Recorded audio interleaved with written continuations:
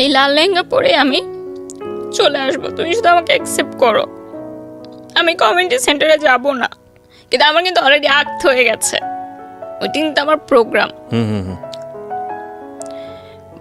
তারপর আমি বলি যে আমি সব ছেড়ে চলে আসবো। আমি মানে এত কিছু চিন্তা করি না যে আমার ফ্যামিলি কি ভাববে, বা এতগুলো মানুষ আমার বিয়ের দাওয়াতে এসেছে তারা কি ভাববে। এই অনুষ্ঠানটি শ্রোতাদের জীবন গল্প ভিত্তিক অনুষ্ঠান। এই অনুষ্ঠানে শ্রোতারা স্বেচ্ছায় নিজেদের জীবনের গল্প বলেন। শ্রোতারা যা এখানে বলেন তা সরজমিনে ইনভেস্টিগেটেড নয়, সুতরাং সেদিক থেকে বিশ্বাস অবিশ্বাস একান্তই আপনার নিজের। সম্পূর্ণ বিনোদনমূলক এই অনুষ্ঠানটি আমাদের ব্যক্তি জীবনে কখনো কখনো শিক্ষণীয় ভূমিকা রাখে। এই অনুষ্ঠানে যারা আসেন স্বেচ্ছায় অংশগ্রহণ করেন।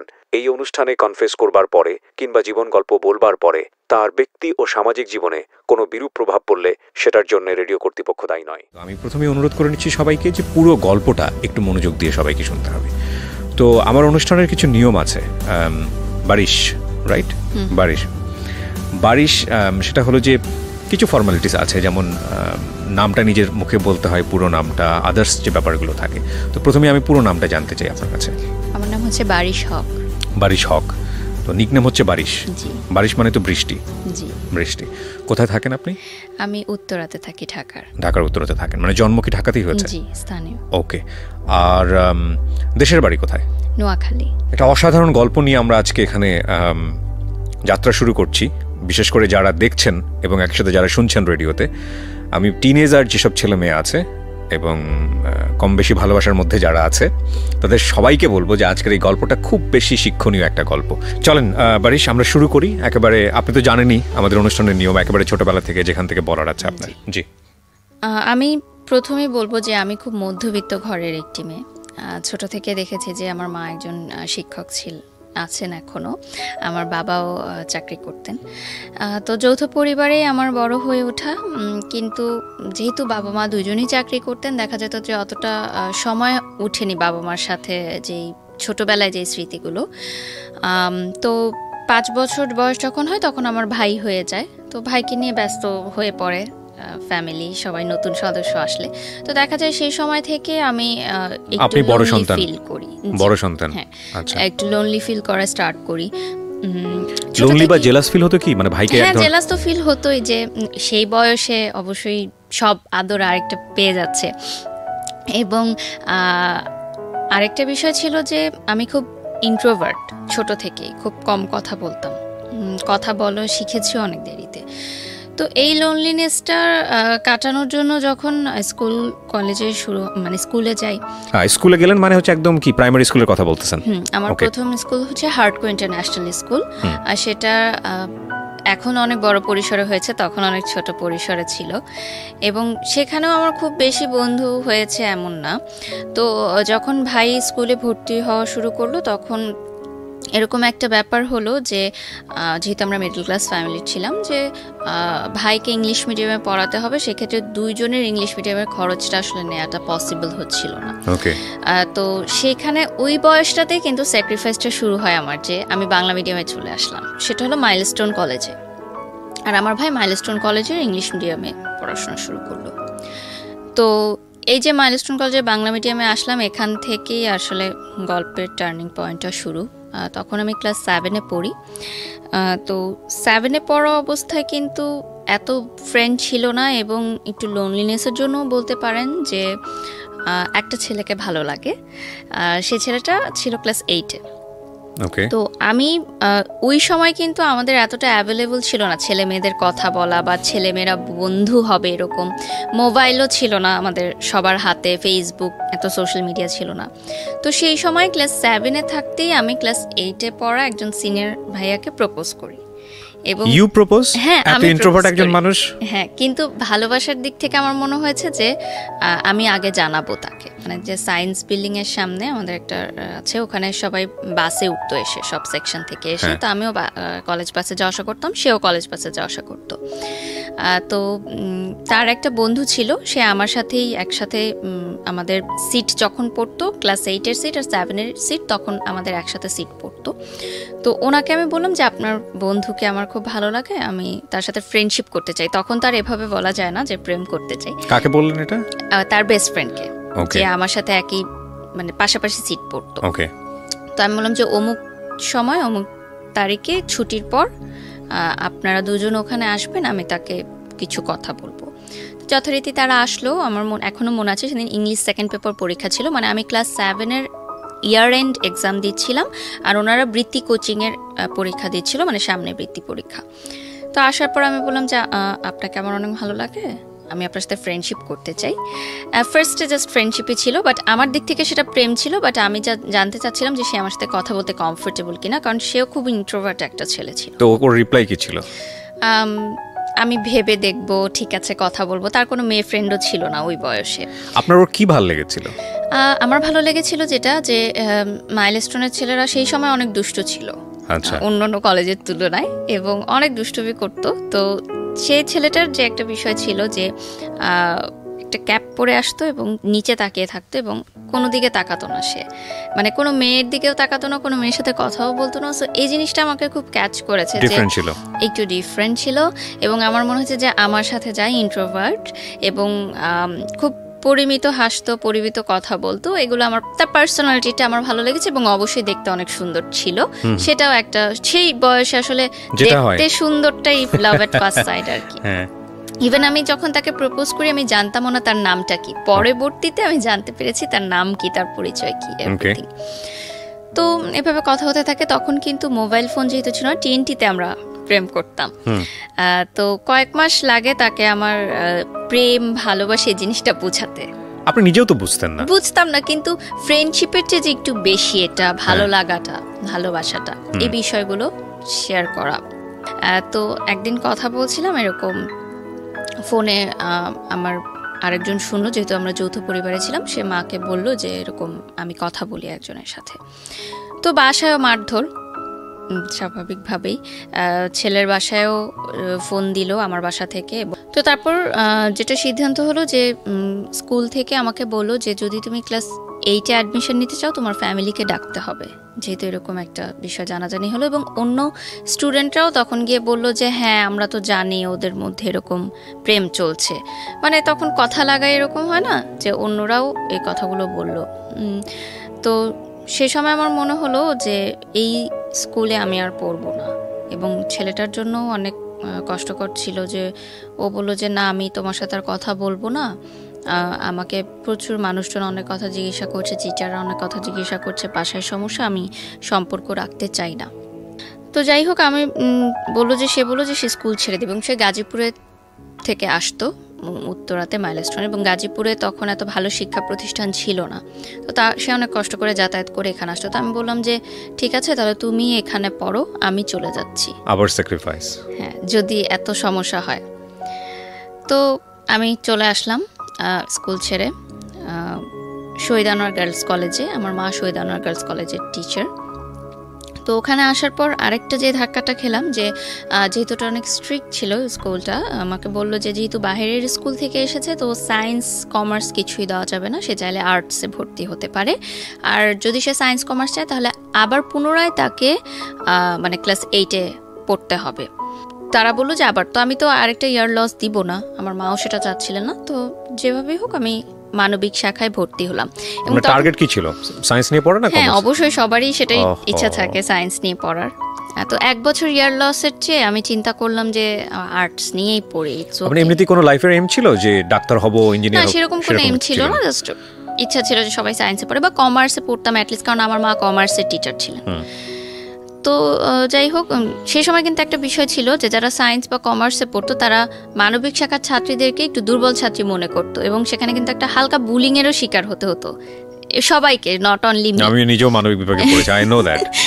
তো খুব চুপচাপ থাকতাম, নতুন পরিবেশ, নতুন স্কুল, কোনো বন্ধু বান্ধব নেই, এবং আমার মা যেহেতু টিচার ছিলেন আমাকে কিন্তু প্রতিটা মুহূর্তে খুব চিন্তা ভাবনা করে স্টেপ নিতে হতো, কারণ সবাই আমাকে চিনতো যে টিচারের মেয়ে।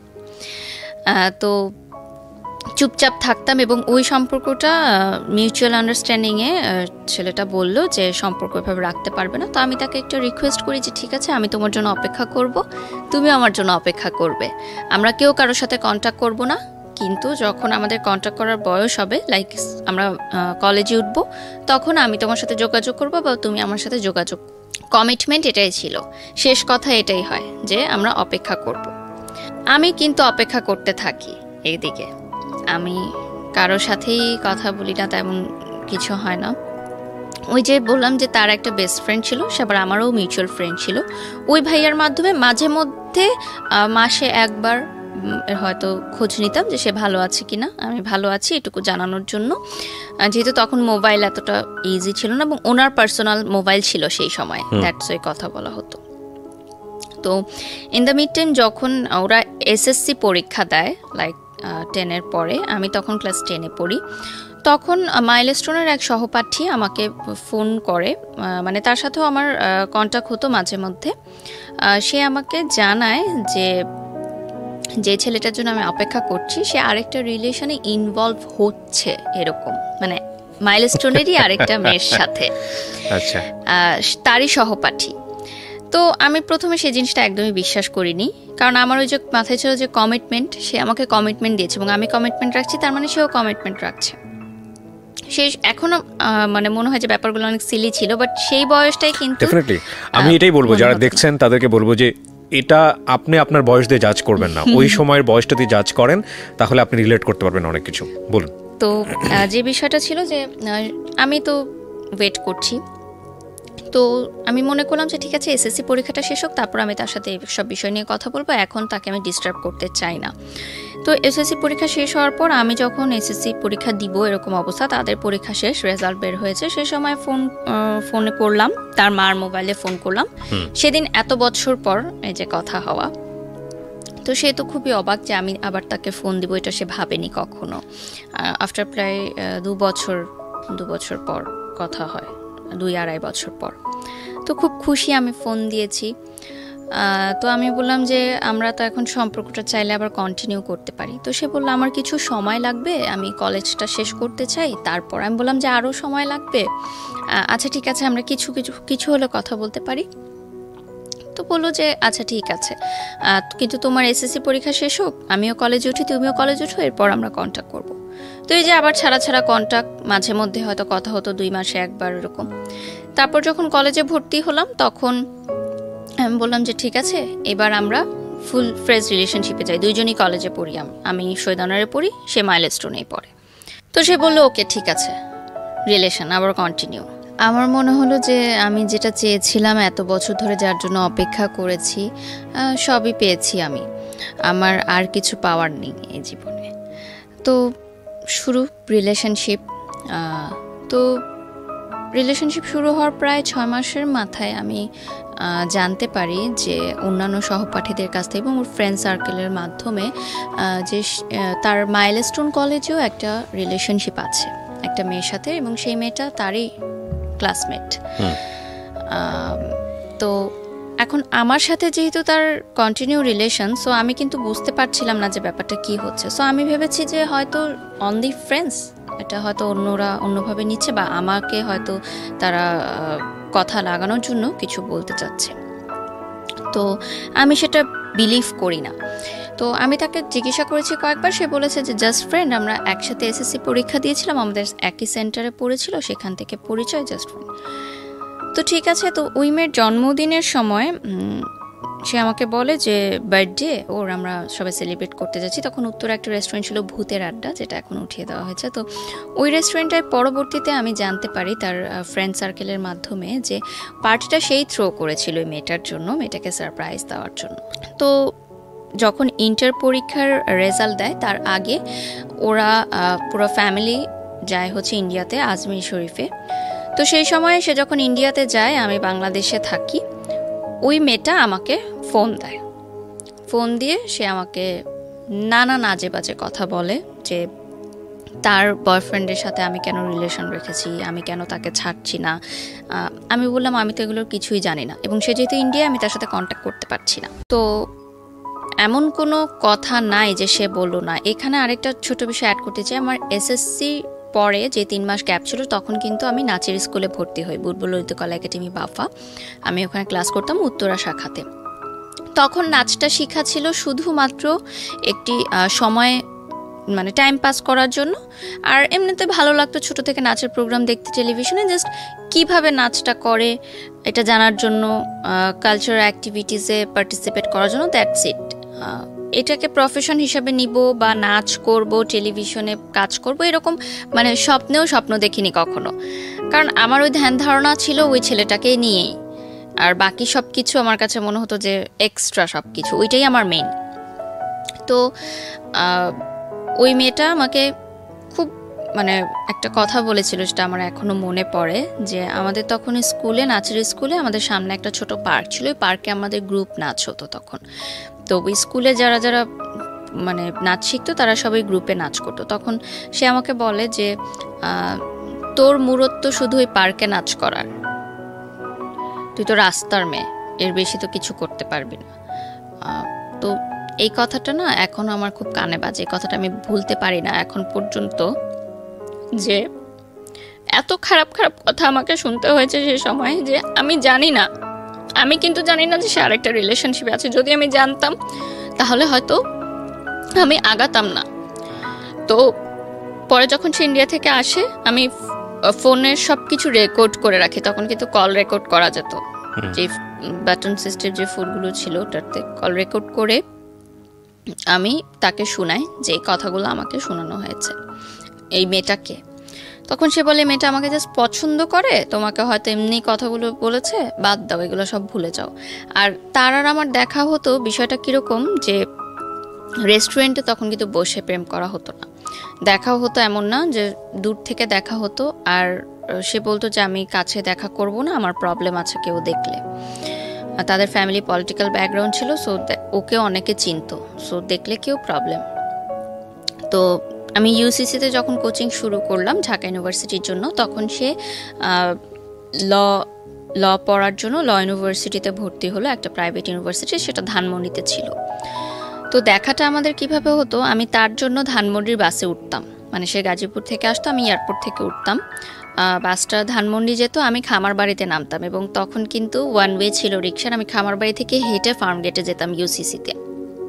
আমি ফার্মগেটের বাসে উঠতাম না, তার সাথে ওইটুকু পথ যাওয়া, এটাই ছিল আমার জন্য মানে তার সাথে দেখা হওয়া। এবং কোচিং করাটাও কিন্তু এত ইম্পর্টেন্ট ছিল না, তার সাথে দেখা করাটাই ছিল আমার জন্য ইম্পর্টেন্ট। এবং তার বাসটা সংসদ ভবন হয়ে ধানমন্ডি চলে যেত, এবং আমি প্রতিদিন রোদ্রের মধ্যে হেঁটে হেঁটে ফার্মগেট যেতাম। এটা কিন্তু আমি জানতাম যে তার অন্য কারোর সাথে হয়তো ইনভলভ আছে, এটা আমার কাছে স্বীকার করতো না কখনো। তো তার বিহেভ আস্তে আস্তে একটু চেঞ্জ হতে থাকলো আমার মনে হলো।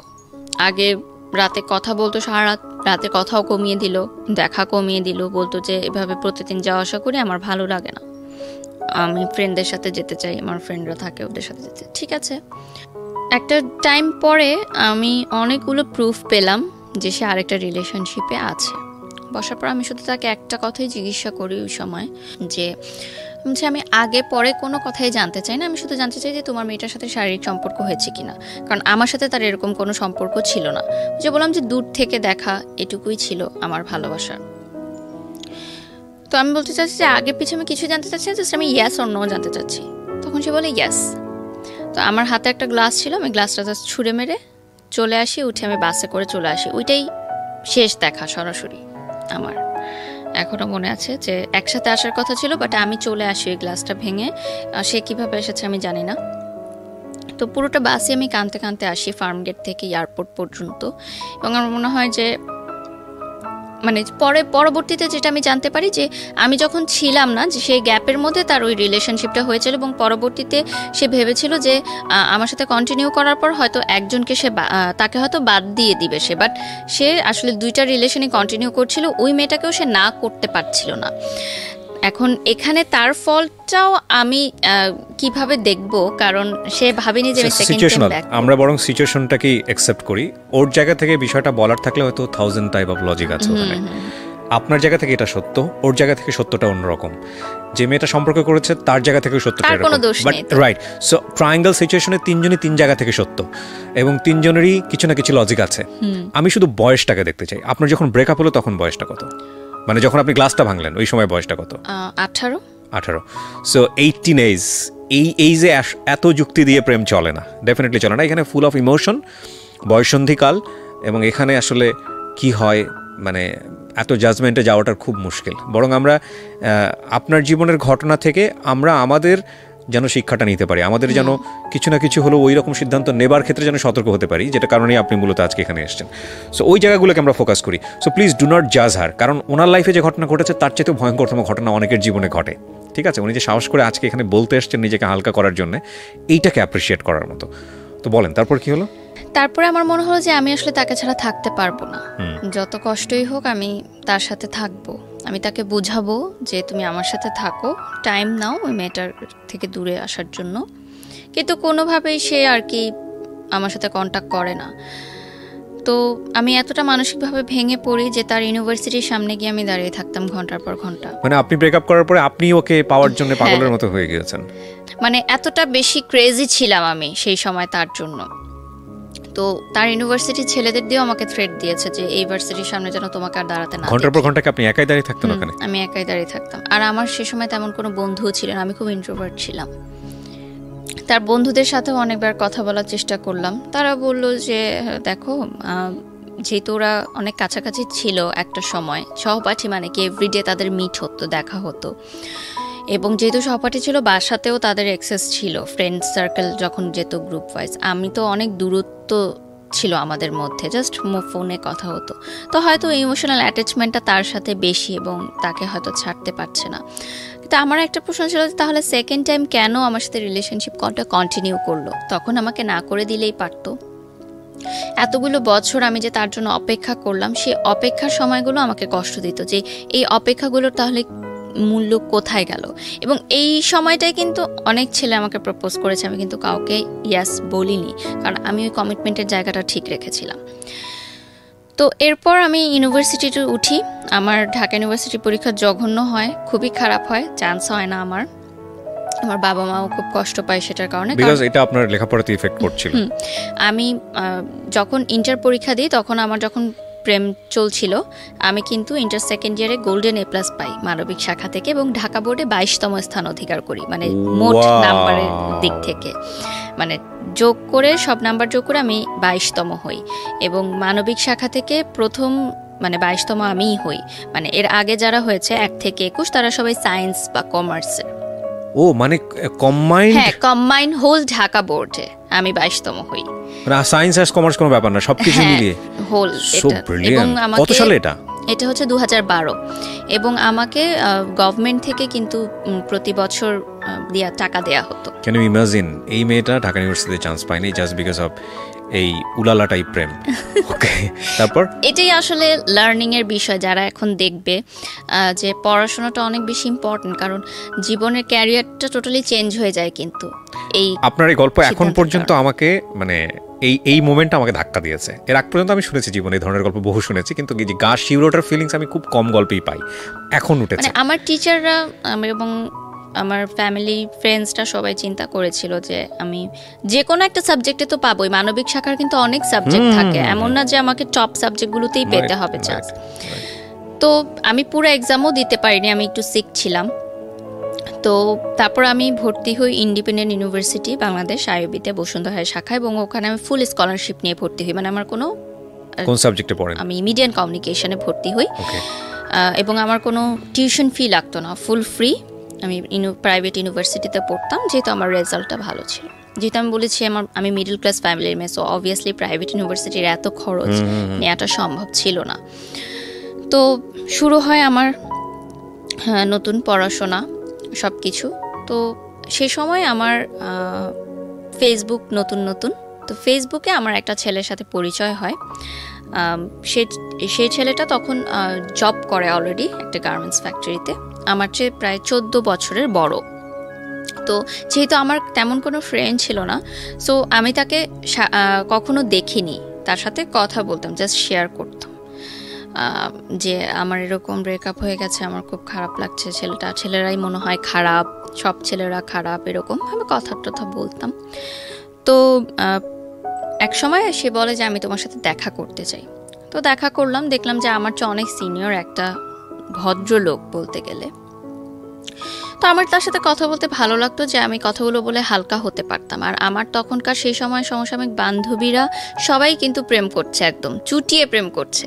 তো তাদের সাথে কিন্তু এই দুঃখের কথাগুলো কয়জন বা কতক্ষণ ধরেই বা শুনতে চায়, তারাও কিন্তু নিজেদের লাইফে ব্যস্ত, এবং দিনের পর দিন কিন্তু কেউ শুনতে চাবে না। তো তার সাথে আমি শেয়ারিংগুলো করতাম।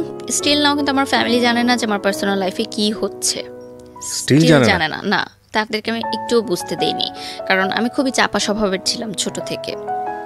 তো নাচের ক্লাসও চলছে, কন্টিনিউ নাচের ক্লাসের মতো চলছে, টুকটাক অনুষ্ঠান করছি। আমি বাংলাদেশ টেলিভিশনে আমার বিতর্ক করতাম, কুইজ প্রতিযোগিতা, এবং জাতীয় পর্যায়ে আমার বিভিন্ন পুরস্কারও আছে। সেটা 2008 থেকে বাংলাদেশ টেলিভিশনে করি।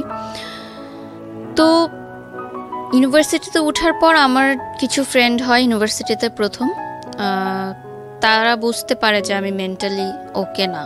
মানে হঠাৎ কান্না করে ফেলি, হঠাৎ কোনো নিউ রিলেশনশিপ কাপলকে দেখলে আমার খুব খারাপ লাগে, যেটা হয় ব্রেকআপের পর, এবং তাকে আমি ভুলতে পারছিলাম না কোনোভাবেই। মানে আমার মনে হচ্ছিল যে জিনিসটা আমার, সেটা চোখের সামনে দিয়ে আরেকজন নিয়ে চলে যাচ্ছে, এটা আসলে মানা যায় না। তো আমার মনে হলো যে আমি আসলে মানসিক চাপটা নেওয়ার জন্য প্রস্তুত না এই বয়সে। তো আমার মনে হলো যে আমি আর বেঁচে থাকতে চাই না, কারণ আমি আসলে এটা দেখতে পারবো না যে আমার ভালোবাসার মানুষটা অন্য কারোর সাথে আছে। ইন দ্য মিড টাইম ওই মেয়েটাও কিন্তু আমাকে কন্টিনিউয়াস থ্রেট দিতে থাকে যে আমার বয়ফ্রেন্ডের সাথে তুমি দেখা করবা না, তাকে কোনো ফোন করবা না, কারণ আমি তাকে ডেইলি ফোন করতাম, মেসেজ করতাম। সে আমাকে ফোন করে নানান আজে বাজে গালাগালি যত ছিল অনেক কিছু বলে। তো সেই সময় আমার মনে হয়েছিল যে আমি মনে হয় মারা যাবো, আমি মরে যেতেই চাই। সে সময় তো ট্যাবলেট এতটা ইজি ছিল না, তো ছিল যে আমি ফাঁস দিতে চেয়েছিলাম গলায়, প্রিপারেশনও নিয়েছিলাম। বাট জাস্ট একটা মোমেন্টের জন্য আমার মনে হলো যে আমারটা জীবন তো মাত্র শুরু। মানুষ বলে যে ইউনিভার্সিটি লাইফটা অনেক এনজয়েবল হয় এবং সামনে আরও অনেক জীবন বাকি আছে, এবং আমি দেখতে চাই যে আমাকে ছাড়া সে কতটা সুখে আছে। আমি শেষটা দেখতে চাই, আমি এত তাড়াতাড়ি হেরে যেতে চাই না। তো আমি ওই পথ থেকে আবার ফিরে আসলাম। মানে এটা ফ্যামিলি জানে না আপনি, মানে কোনো স্টেপ সেভাবে নিতে পারেন? ফ্যামিলি জানে না। ওকে। তো যেটা হয় যে ইউনিভার্সিটিতে ভর্তি হওয়ার পর আমার মনে হয় যে না, আমি মুভ অন করা দরকার। এভাবে যদি আমি থাকি তাহলে আমি অসুস্থ হয়ে যাব মানসিকভাবে। তো ওই সময় আমাদের একটা প্রোগ্রাম শুরু হয়, এবং তখন আমি টেলিভিশনেও নাচ করা শুরু করি আস্তে আস্তে। আমাদের স্কুল থেকেই আমাদের নিয়ে যাওয়া হতো। তখন প্রথম বাংলাদেশি আইডল শুরু হয় এসএ টিভিতে, এবং ওখানে আমাদের স্কুল থেকে আমি কাজ করার সুযোগ পাই। ওখানে যে টপ 10 পার্টিসিপেন্টরা থাকে তাদের সাথে জুটি হয়ে নাচ করার সুযোগ পাই আমি। তো আমার তখন বাংলাদেশি আইডলের শুটিং চলতে থাকে। তো এফডিসিতে আমাদের প্রায় 1 সপ্তাহের মতো থাকতে হয়েছিল শুটিংয়ের পারপাসে। তো সেই সময় দেখা যেত অনেক রাতে শুটিং শেষ হতো, আমাদের আসতে অনেক লেট হয়ে যেত। তখন ওই যে যার সাথে আমি কথা বলতাম, যে বললাম যে ভদ্রলোক, উনি আমাকে নিয়ে যাওয়া আসা করতেন অ্যাজ আ ফ্রেন্ড। গার্মেন্টসের সেই চাকরি করেন, মানে উনি মার্চেন্ডাইজার ছিলেন। ওকে। তো উনি আমাকে নিয়ে যাওয়া আসা করতেন, এবং একটা গুড ফ্রেন্ডশিপ আমাদের মধ্যে তৈরি হয়। তো ওই বাংলাদেশে আইডল চলাকালীন সময় সে আমাকে বিয়ের প্রস্তাব দেয়। আচ্ছা। যে সে আমাকে বিয়ে করতে চায়। একটা সময় গিয়ে আমার মনে হলো যে আমাকে বিয়ের প্রস্তাব দিয়েছে সে তো সব দিক দিয়ে ঠিকই আছে, ভালোই আছে, এবং আমি যদি বিয়ে করে আরেকটা জায়গায় লাইফ সেটেল করতে পারি তাহলে হয়তো আমি মানসিকভাবে একটু সুস্থ হতে পারবো, মানে এই মিসিংটা থাকবে না, এই খারাপ লাগাটা থাকবে না। This is the main part of the story. হ্যাঁ, এক্স্যাক্টলি। যে একজনকে ভুলার জন্য আমি আরেকজনকে উপর নির্ভরশীল হতে চাচ্ছি। রাইট। এবং বিয়ে করলে একটা নতুন বাড়িতে আমি যাব, সেখানে এটা শুধু আপনার পারসেপশন না, কিন্তু এটা কিন্তু আমাদের সমাজের পারসেপশন। অনেক সময় দেখবেন যে মেয়ে কাউকে পছন্দ করেছে, বাবা মা সেটা জেনে ফেলেছে, যত দ্রুত পারো বিয়ে দিয়ে দাও, এবং এই বিয়ে দিয়ে দিলে কি হয়ে গেল, ব্যাস প্রবলেম সলভ। কিন্তু আসলে প্রবলেমের শুরুটা হয় তখন, এবং সেই প্রবলেমটা এত ভয়াবহ হয়, আনথিঙ্কেবল।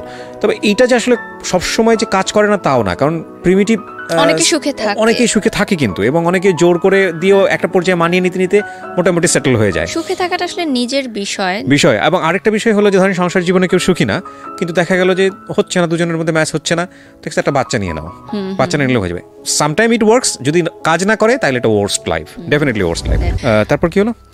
তারপরে আমার মনে হলো যে ঠিক আছে, তো আমার বাসায় উনি বিয়ের প্রস্তাব দিল। আমি বললাম ঠিক আছে, আপনি বাসায় ফ্যামিলিগতভাবে কথা বলেন, যদি হয় অ্যারেঞ্জ ম্যারেজ হবে। এবং আমি তাকে ক্লিয়ার করলাম যে আমি কিন্তু আপনাকে ভালোবাসি না, আমি কিন্তু এখনও তাকেই ভালোবাসি, আপনি কি এটা মেনে নিয়ে আমাকে বিয়ে করবেন? তো সে বলে ঠিক আছে, সমস্যা নেই, কারণ সে হয়তো এতটা ম্যাচিউর ছিল সেই বয়সে, সে ডিল করতে পারবে এটা, যে ভেবেছে যে ঠিক আছে ছোট বাচ্চা মেয়ে বলছে বিয়ের পর ভুলে যাবে। সে তো আমার চেয়ে 14 বছরের বড় ছিল, সো তার অবভিয়াসলি থিঙ্কিংটা ওভাবেই সে চিন্তা করেছে যে তখন আপনি ফার্স্ট ইয়ারে, হ্যাঁ 19 বছর বয়স। তো বাসায় প্রথমে যখন উনি বলে তখন বাসায় মেনে নেয় না, কারণ উনি আমার চেয়ে বয়সের এজ ডিফারেন্সটা অনেক ম্যাটার ছিল, এবং বাসা থেকে বলে যে না এখন তো মানে বয়সের এজ ডিফারেন্সটাই বেশি ম্যাটার ছিল। তো শুটিং নিয়েও যখন প্রবলেম শুরু হতে থাকে তখন আমার মা মনে করে যে মেয়ে মিডিয়ার পথে যাচ্ছে, সেটা আটকানোর জন্য মেবি বিয়ে দিয়ে দিলে ভালো হবে, যেটা মানে হয়তো তারা এটা ভেবেছিল যে সংসার তো করতেই হবে, আজ হোক কাল হোক, তো যদি আগে থেকে লাইফটা সেটেল হয়ে যায় তাহলে দোষ কি, পড়াশোনা তো চলছে, পড়াশোনার মতো থাকুক, এদিকে সংসার করুক, অ্যাটলিস্ট এই নাচ গানের যে ভূতটা টেলিভিশনে কাজ করার এটা চলে যাক। তো একটা সময় রাজি হয়। তো আমার বাংলাদেশ আইডলের ফাইনালের যেদিন শুটিং থাকে, মানে ফাইনাল এপিসোডের, আমার এখনো ইউটিউবে 8 এপিসোড পর্যন্ত আমার নাচগুলো আছে, এরপরে আর নেই। বাংলাদেশ আইডল ওটা গানের অনুষ্ঠান ছিল? হ্যাঁ, কিন্তু গানের অনুষ্ঠানের মানে যারা পার্টিসিপেন্ট ছিল টপ 10, তাদের সাথে নাচের একজন জুটি থাকতো, মানে গানটাকে আরেকটু সুন্দর করার জন্য, দর্শকদের কাছে মনোরঞ্জন করার জন্য। তারপর দেখা যায় যে ওই দিন শুটিং এর দিনই আমার বিয়ে হয়, সেটা আমি জানতাম না আসলে। আমার বাসায় খুব ঘরোয়া পরিবেশে বিয়েটা সম্পূর্ণ হয়, মানে কোনো প্রোগ্রাম করে না। তো তার 3 মাস পর আমাকে উঠিয়ে নেওয়া হয়। 3 মাস আমি আমার বাবার বাড়িতেই থাকি। আমার বাবা মা বলে যে 3 মাস সময় নিলাম। তো 3 মাসের মধ্যে গুছানো হয়, একটু ধুমধাম প্রোগ্রাম হয়, গায়ে হলুদ, মেহেদি, সব বিয়ে, বউ ভাত, সব কিছুই হয় সুন্দর। এটা কি ওই সময় ওই ছেলেটা জানতো যে আপনার বিয়ে হয়ে যাচ্ছে? হ্যাঁ, এখানে আমি বলবো যে আমি তাকে কন্ট্যাক্ট করার চেষ্টা করি যে আমি কিন্তু বিয়ে করছি। সে বলে ঠিক আছে ফাইন, বিয়ে করো, কোনো সমস্যা নেই। তো আমার যেদিন বিয়ের অনুষ্ঠান হয়, বিয়ের শপিংয়ে যাই। তো আমি ওর যখন আগে আমার বয়ফ্রেন্ডের সাথে কথা বলতাম তখন আমরা চিন্তা করতাম যে বিয়ের দিন আমি লাল লেহেঙ্গা পরবো, এটা আর কি কথা বলতাম। তো বিয়ের যখন মার্কেটিং করতে যাই আমি আর আমার হাজব্যান্ড, তখন বসুন্ধরা কমপ্লেক্সে যাই। আমার এখনও মনে আছে সে একটা গোলাপি লেহেঙ্গা আমার জন্য পছন্দ করে। তাই আমি বলি যে না, এই লেহেঙ্গাটা সুন্দর না, আমি লাল লেহেঙ্গাই পরবো। কারণ আমার মাথায় কিন্তু ওইটাই ছিল যে আমি আমার কমিটমেন্টটা রাখবো, যে আমি আমার বিয়ের দিন লাল লেহেঙ্গাই পরবো এবং সেটা ওর জন্য পরবো। মানে আমার কার সাথে বিয়ে হচ্ছে বা আমার বিয়ে হচ্ছে সেটা কিন্তু তখন বিষয় না, আমার বিষয় হচ্ছে আমি আমার কমিটমেন্টটা রাখবো। তো আমি লাল লেহেঙ্গাই কিনি এবং আমি লাল লেহেঙ্গাই পরি আমার বিয়ের দিন। এটা আমার হাজব্যান্ড জানতেন না যে আমি কেন লাল লেহেঙ্গাটা চুজ করলাম। তো পরবর্তীতে যেদিন আমার বিয়ের অনুষ্ঠান, আমার এখনও মনে আছে, আমি গুলশানে পার্সোনাতে সাজ শেষ করে আমি ফোন দিলাম আমার আগের বয়ফ্রেন্ডকে। নিচে কিন্তু গাড়ি দাঁড়িয়ে আছে, আমার মা এসেছে আমাকে নিতে। আমি যাওয়ার আগে জাস্ট ফোন দিলাম যে আমার বিয়ে হচ্ছে, আজকে আমার বিয়ে, তুমি যদি এখনো আমাকে বলো আমি এই মুহূর্তে চলে আসবো গাজীপুরে, এই অবস্থায় চলে আসবো। হ্যাঁ, এই লাল লেহেঙ্গা পরে আমি চলে আসবো, তুমি শুধু আমাকে অ্যাকসেপ্ট করো। আমি কমিউনিটি সেন্টারে যাব না, কিন্তু আমার কিন্তু অলরেডি আক্ট হয়ে গেছে, ওই দিন তো আমার প্রোগ্রাম। তারপর আমি বলি যে আমি সব ছেড়ে চলে আসবো। আমি মানে এত কিছু চিন্তা করি না যে আমার ফ্যামিলি কি ভাববে বা এতগুলো মানুষ যারা আমার বিয়ের দাওয়াতে এসেছে তারা কি ভাববে, ভাবিনি। আমার মনে হয়েছে যে বিয়ে হয়ে গেলে তো আমি সারা জীবনের জন্য তাকে হারিয়ে ফেলবো, শেষ সুযোগটুকু নেই। তাহলে অ্যাটলিস্ট আমার বিয়ের পর আমি এটা ভাববো না যে আমি মানে একটা আফসোস থাকবে যে আমি শেষবার ট্রাই করতাম, কিন্তু এখন যদি সে আমাকে নাও করে দেয় অ্যাটলিস্ট আমার আফসোস নাই, হ্যাঁ আমি ট্রাই করেছি, আমি তাকে পাইনি। তো সে বলে যে না, আমি পাগলামি করো না, তুমি কমিউনিটি সেন্টারে যাও, বিয়ে করো। সেদিনও আমি কান্না করেছি অনেক। তো যাই, যথারীতি আমার বিয়ের অনুষ্ঠান হয়, বৌভাত হয়, সংসার শুরু করি। আমার সংসারে ছিলেন আমার যা, ননদ, ননাস, দেবর, মানে শ্বশুর শাশুড়ি ছিলেন না, কোনো মুরব্বি ছিলেন না। মুরব্বি বলতে তারাই ছিলেন।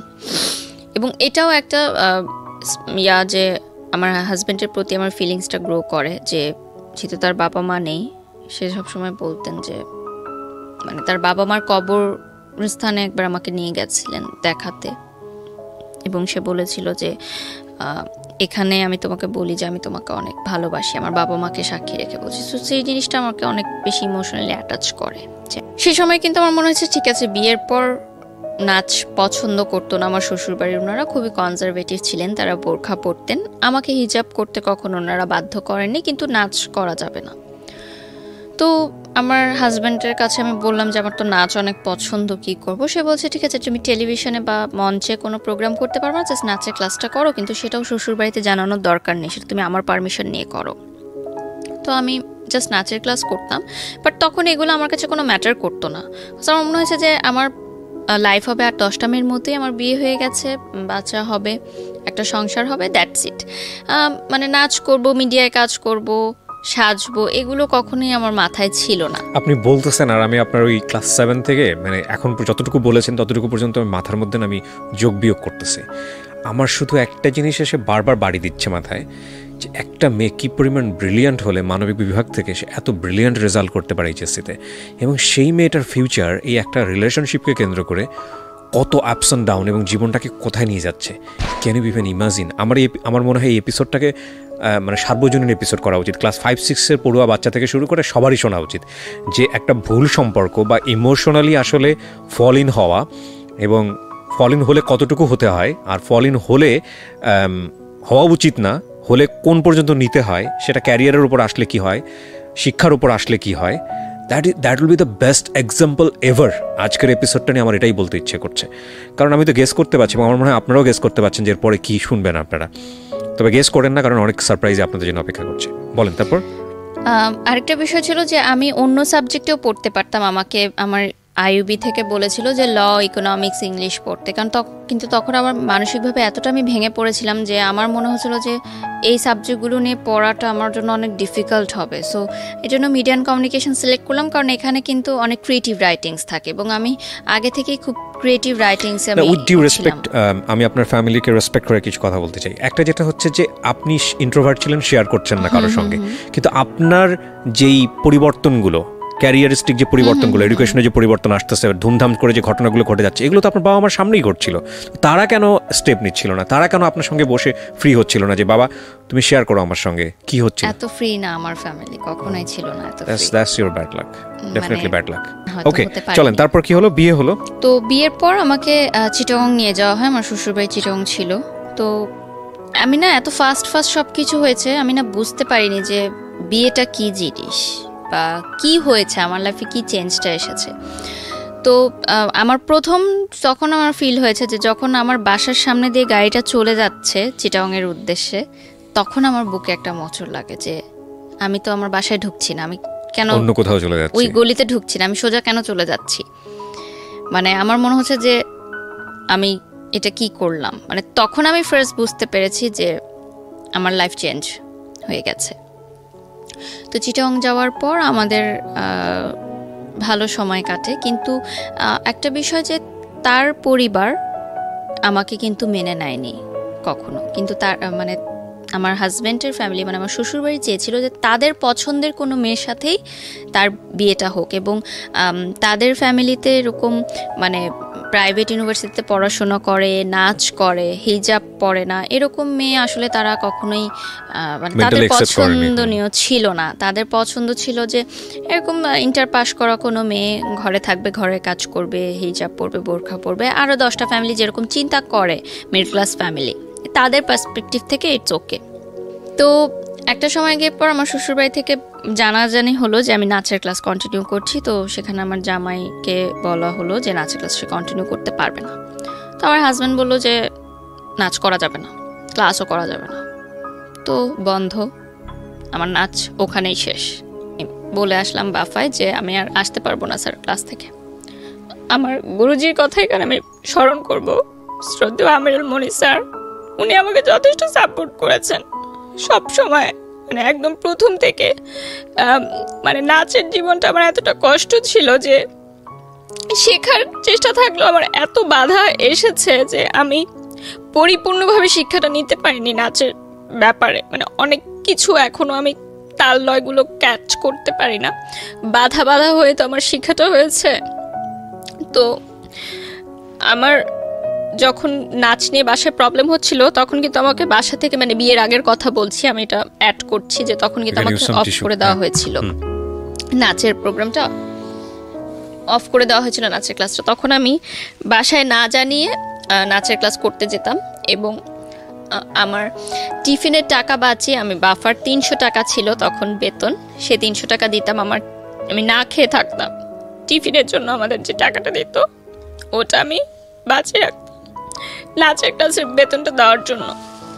তো আমি যখন আমার ইন্টার পরীক্ষার আগের কথা বলছি, যে এসএসসিতে আমার রেজাল্ট অনেক খারাপ হয় ওই রিলেশনশিপের কারণে। তো ইন্টার সেকেন্ড ইয়ারের আগে আমার ফ্যামিলি থেকে বলে যে নাচটা এখন অফ রাখো, কারণ তোমার সামনে বোর্ড পরীক্ষা। বাট তখন আমি নাচটা কন্টিনিউ রাখি এবং আমি মানে কলেজ ড্রেস পরে আমি নাচের ক্লাসে যেতাম, মানে প্রাইভেট পড়ার নাম দিয়ে মিথ্যা কথা বলে যেতাম। তখন আমার গুরুজি আমাকে বলেছিলেন যে তুমি একদিন অনেক বড় কিছু করতে পারবা। মানে এত নাচ শেখার জন্য যে এতটা ইচ্ছা, এটা আসলে সবার মধ্যে দেখা যায় না। তো ওই সময় যখন আমার নাচটা বন্ধ হয়ে গেল তখন আমার গুরুজি বললেন যে ঠিক আছে, সমস্যা নাই, বিয়ে হয়েছে, সংসার করো, পরে কখনো নাচ শেখা আবার শুরু করো, নাচ শেখার তো কোনো বয়সের শেষ নাই, বাট হাজব্যান্ড যেটা বলে সেটা শোনা উচিত। তো শেষ হয়ে গেল আমার নাচের লাইফ, শুধুমাত্র পড়াশোনা। তো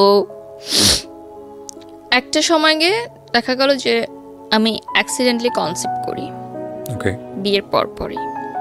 তো কনসিভ করার পর আমার মা বিয়ের আগেই বলে দিয়েছিল যে আমি বিয়ে দিচ্ছি তোমাকে, মানে আমার মেয়ের সাথে, কিন্তু আমার মেয়ের পড়াশোনায় কোনো হ্যাম্পার হওয়া যাবে না।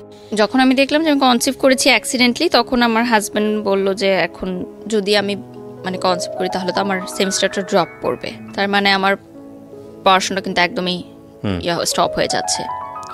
তো উনি ডিসাইড করলেন যে আমরা বাচ্চাটা রাখবো না। এটা আমার সিদ্ধান্ত ছিল না, কারণ ওই সময় আমি কিন্তু ইমোশনাল ছিলাম এবং আমি কিন্তু রাখতে চেয়েছিলাম বাচ্চাটা। তো সে বললো যে আমরা এটা নিব না, কারণ তোমার মা আমাকে অনেক আশা করে তোমাকে দিয়েছে, সো আমি যদি এখন তার কথাটা না রাখি এটা ভালো দেখায় না, আর আমি এখনো প্রিপেয়ার্ড না। তো ওই বয়সে যখন আমি ফার্স্ট প্রেগনেন্ট হলাম, সেদিন থেকে প্রথম আমি আমার এক্স বয়ফ্রেন্ডকে ফোন দেওয়াটা অফ করে দিই। আচ্ছা। কারণ আমার ভেতরে একটা অন্যরকম একটা ফিলিংস কাজ করা শুরু করে। মানে কিছুদিন, জাস্ট এক সপ্তাহ আমরা সময় নিয়েছিলাম ভাবার যে আমরা এটা কি করব, মানে আমরা কি মেন্টালি প্রিপেয়ার্ড এই বেবিটার জন্য নাকি না।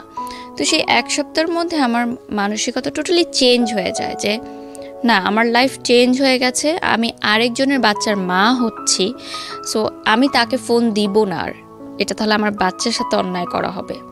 সেদিন থেকে আমি ডিসিশন নেই যে আমি তার সাথে আর কোনো কন্ট্যাক্ট করব না, এবং আমি কন্ট্যাক্ট করিও না, টোটালি অফ করে দিই। তো আমার হাজব্যান্ড একটু রাগে ছিলেন প্রথম থেকেই, অফিসের প্রেশারে থাকতেন, এই জন্য হয়তো রাগ করতেন। তো আমি একদিন প্রথম বলি যে আমাদের ইউনিভার্সিটি যে তখন ফ্ল্যাশ মবের একটা ট্রেন্ড শুরু হয়, তো ফ্ল্যাশ মবে আমাকে, যেহেতু আমি নাচ করতাম, এটা জানতো ইউনিভার্সিটিতে অনেকে, তো তারা বলে যে ফ্ল্যাশ মবে আমি সামনে দাঁড়াবো, আমার একটা অ্যাক্ট করতে হবে। তো আমি আমার হাজব্যান্ডকে বাসায় বলি, তো সেদিন প্রথম সে আমার গায়ে হাত তুলে, এই নাচকে কেন্দ্র করে। হ্যাঁ, মানে গায়ে হাত তুলে যে নাচ মানা করার পরও কেন তুমি ভার্সিটিতে এটা জানালে, এবং তোমাকে কেন বললো ফ্ল্যাশ মবের জন্য, মানে তোমাকে বললো কেন, মানে আমি তো মানা করেছি। বিয়ের আগে কি আপনি এই বিষয়গুলো নিয়ে কথা বলেনি তার সঙ্গে, যে আমার নাচ বা আমার অন্যান্য জায়গাগুলো, এগুলো তো ফার্স্ট সবকিছু হয়েছে যে মানে আপনি এই বিষয়গুলো নিয়ে কথা বলতে পারেন? কথা বলা হয়নি, বাট তখন এই বিষয়গুলো উঠেনি আসলে। তার পরিবারে যাওয়ার পর আমি বুঝতে পেরেছি, বা তার পরিবার থেকে আমাকে বলেছে যে এরকম করা যাবে না। তো যেদিন ফ্ল্যাশ মবের রেকর্ডিং হয় সবাই রেডি ছিল, তো আমার ফ্রেন্ডরা, আমার ইউনিভার্সিটির ফ্রেন্ডরা আমাকে সমানে ফোন দিচ্ছে যে তুই কই, সবাই তো তোর জন্য ওয়েট করতেছে। তো আমি বলছি আমি একটু অসুস্থ, আমি আসতে পারবো না, কারণ আমি এই ডোমেস্টিক ভায়োলেন্সের বিষয়গুলো আমি তো অবভিয়াসলি ইউনিভার্সিটির ফ্রেন্ডদেরকে তখন বলবো না। আমি বলে আমি অসুস্থ, আমি আসতে পারবো না। ওই দিন আমার ক্লাস ছিল এবং আমার মনে আছে আমার পরীক্ষাও ছিল, আমি অ্যাটেন্ড করিনি, শুধুমাত্র কারণ আমি অ্যাটেন্ড করলে আমাকে তো ফ্ল্যাশ মবে অ্যাটেন্ড করতে হবে এবং আমাকে বলতে তো হবে যে আমি কেন করছি না। সো আমি যাইনি ওই দিন ইউনিভার্সিটিতে। ওই দিন থেকে শুরু হয় আমার ডোমেস্টিক ভায়োলেন্সের যে বিষয়টা। তো এরপর থেকে আমার শ্বশুরবাড়ি থেকে নানানভাবে আমাকে বিভিন্ন কথাবার্তায় মানসিক নির্যাতন করা হতো, বিভিন্ন ছোটোখাটো কথাতেই। যেহেতু রান্না পারতাম না, আমি ট্রাই করতাম, বাট ওই বয়সটা তো অতটা আমি পারতাম না হয়তো, বা এত কিছু বুঝতাম না যে কার সামনে কি বলতে হবে বা কীরকম। তো এই বিষয়গুলো নিয়ে আমার শ্বশুরবাড়িতে অনেক কমপ্লেন ছিল আমার নামে। এবং বিয়ের প্রথম দিন সকালবেলা মিষ্টি জাতীয় কিছু মনে হয় বানাতে হয়, এটা আমার জানা ছিল না। করেন লাগে মানে সত্যি করতে হয়? হ্যাঁ, করতে হয় নাকি, হয়তো এটা দেশ ওয়াইজ হয়তো ডিফারেন্ট থাকে, চিটাগংয়ে হয়তো বা অন্য কোনো ডেতে, বা এটা তো অনেকের ফ্যামিলি ট্র্যাডিশন থাকে।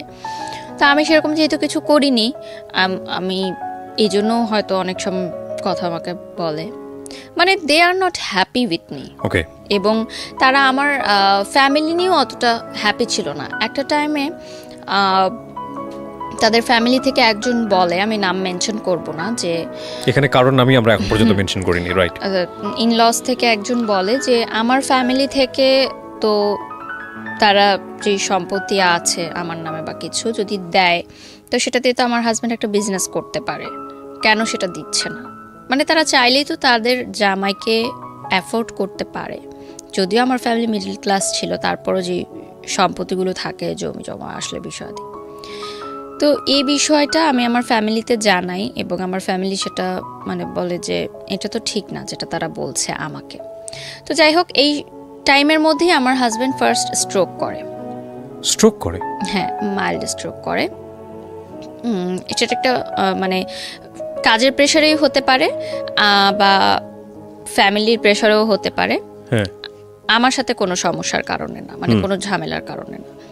সুস্থ মানুষ ছিল, হঠাৎ রাতে মানে তার হাই প্রেশার ছিল অনেক, এটার কারণে হতো।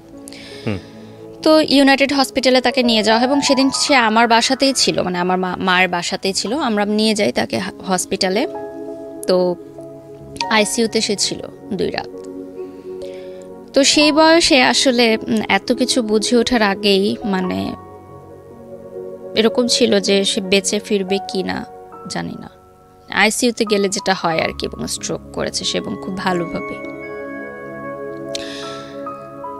আমার এখনো মনে আছে ওই দিন আমি মানে ইউনাইটেডের আইসিইউর সামনে তো মানে বসার কোনো প্লেস নেই, আমি সিঁড়িতে বসেছিলাম সারা রাত, মানে রাত 12:30 1টার দিকে ঘটনা, আমি ভোর পর্যন্ত আমি বসেছিলাম।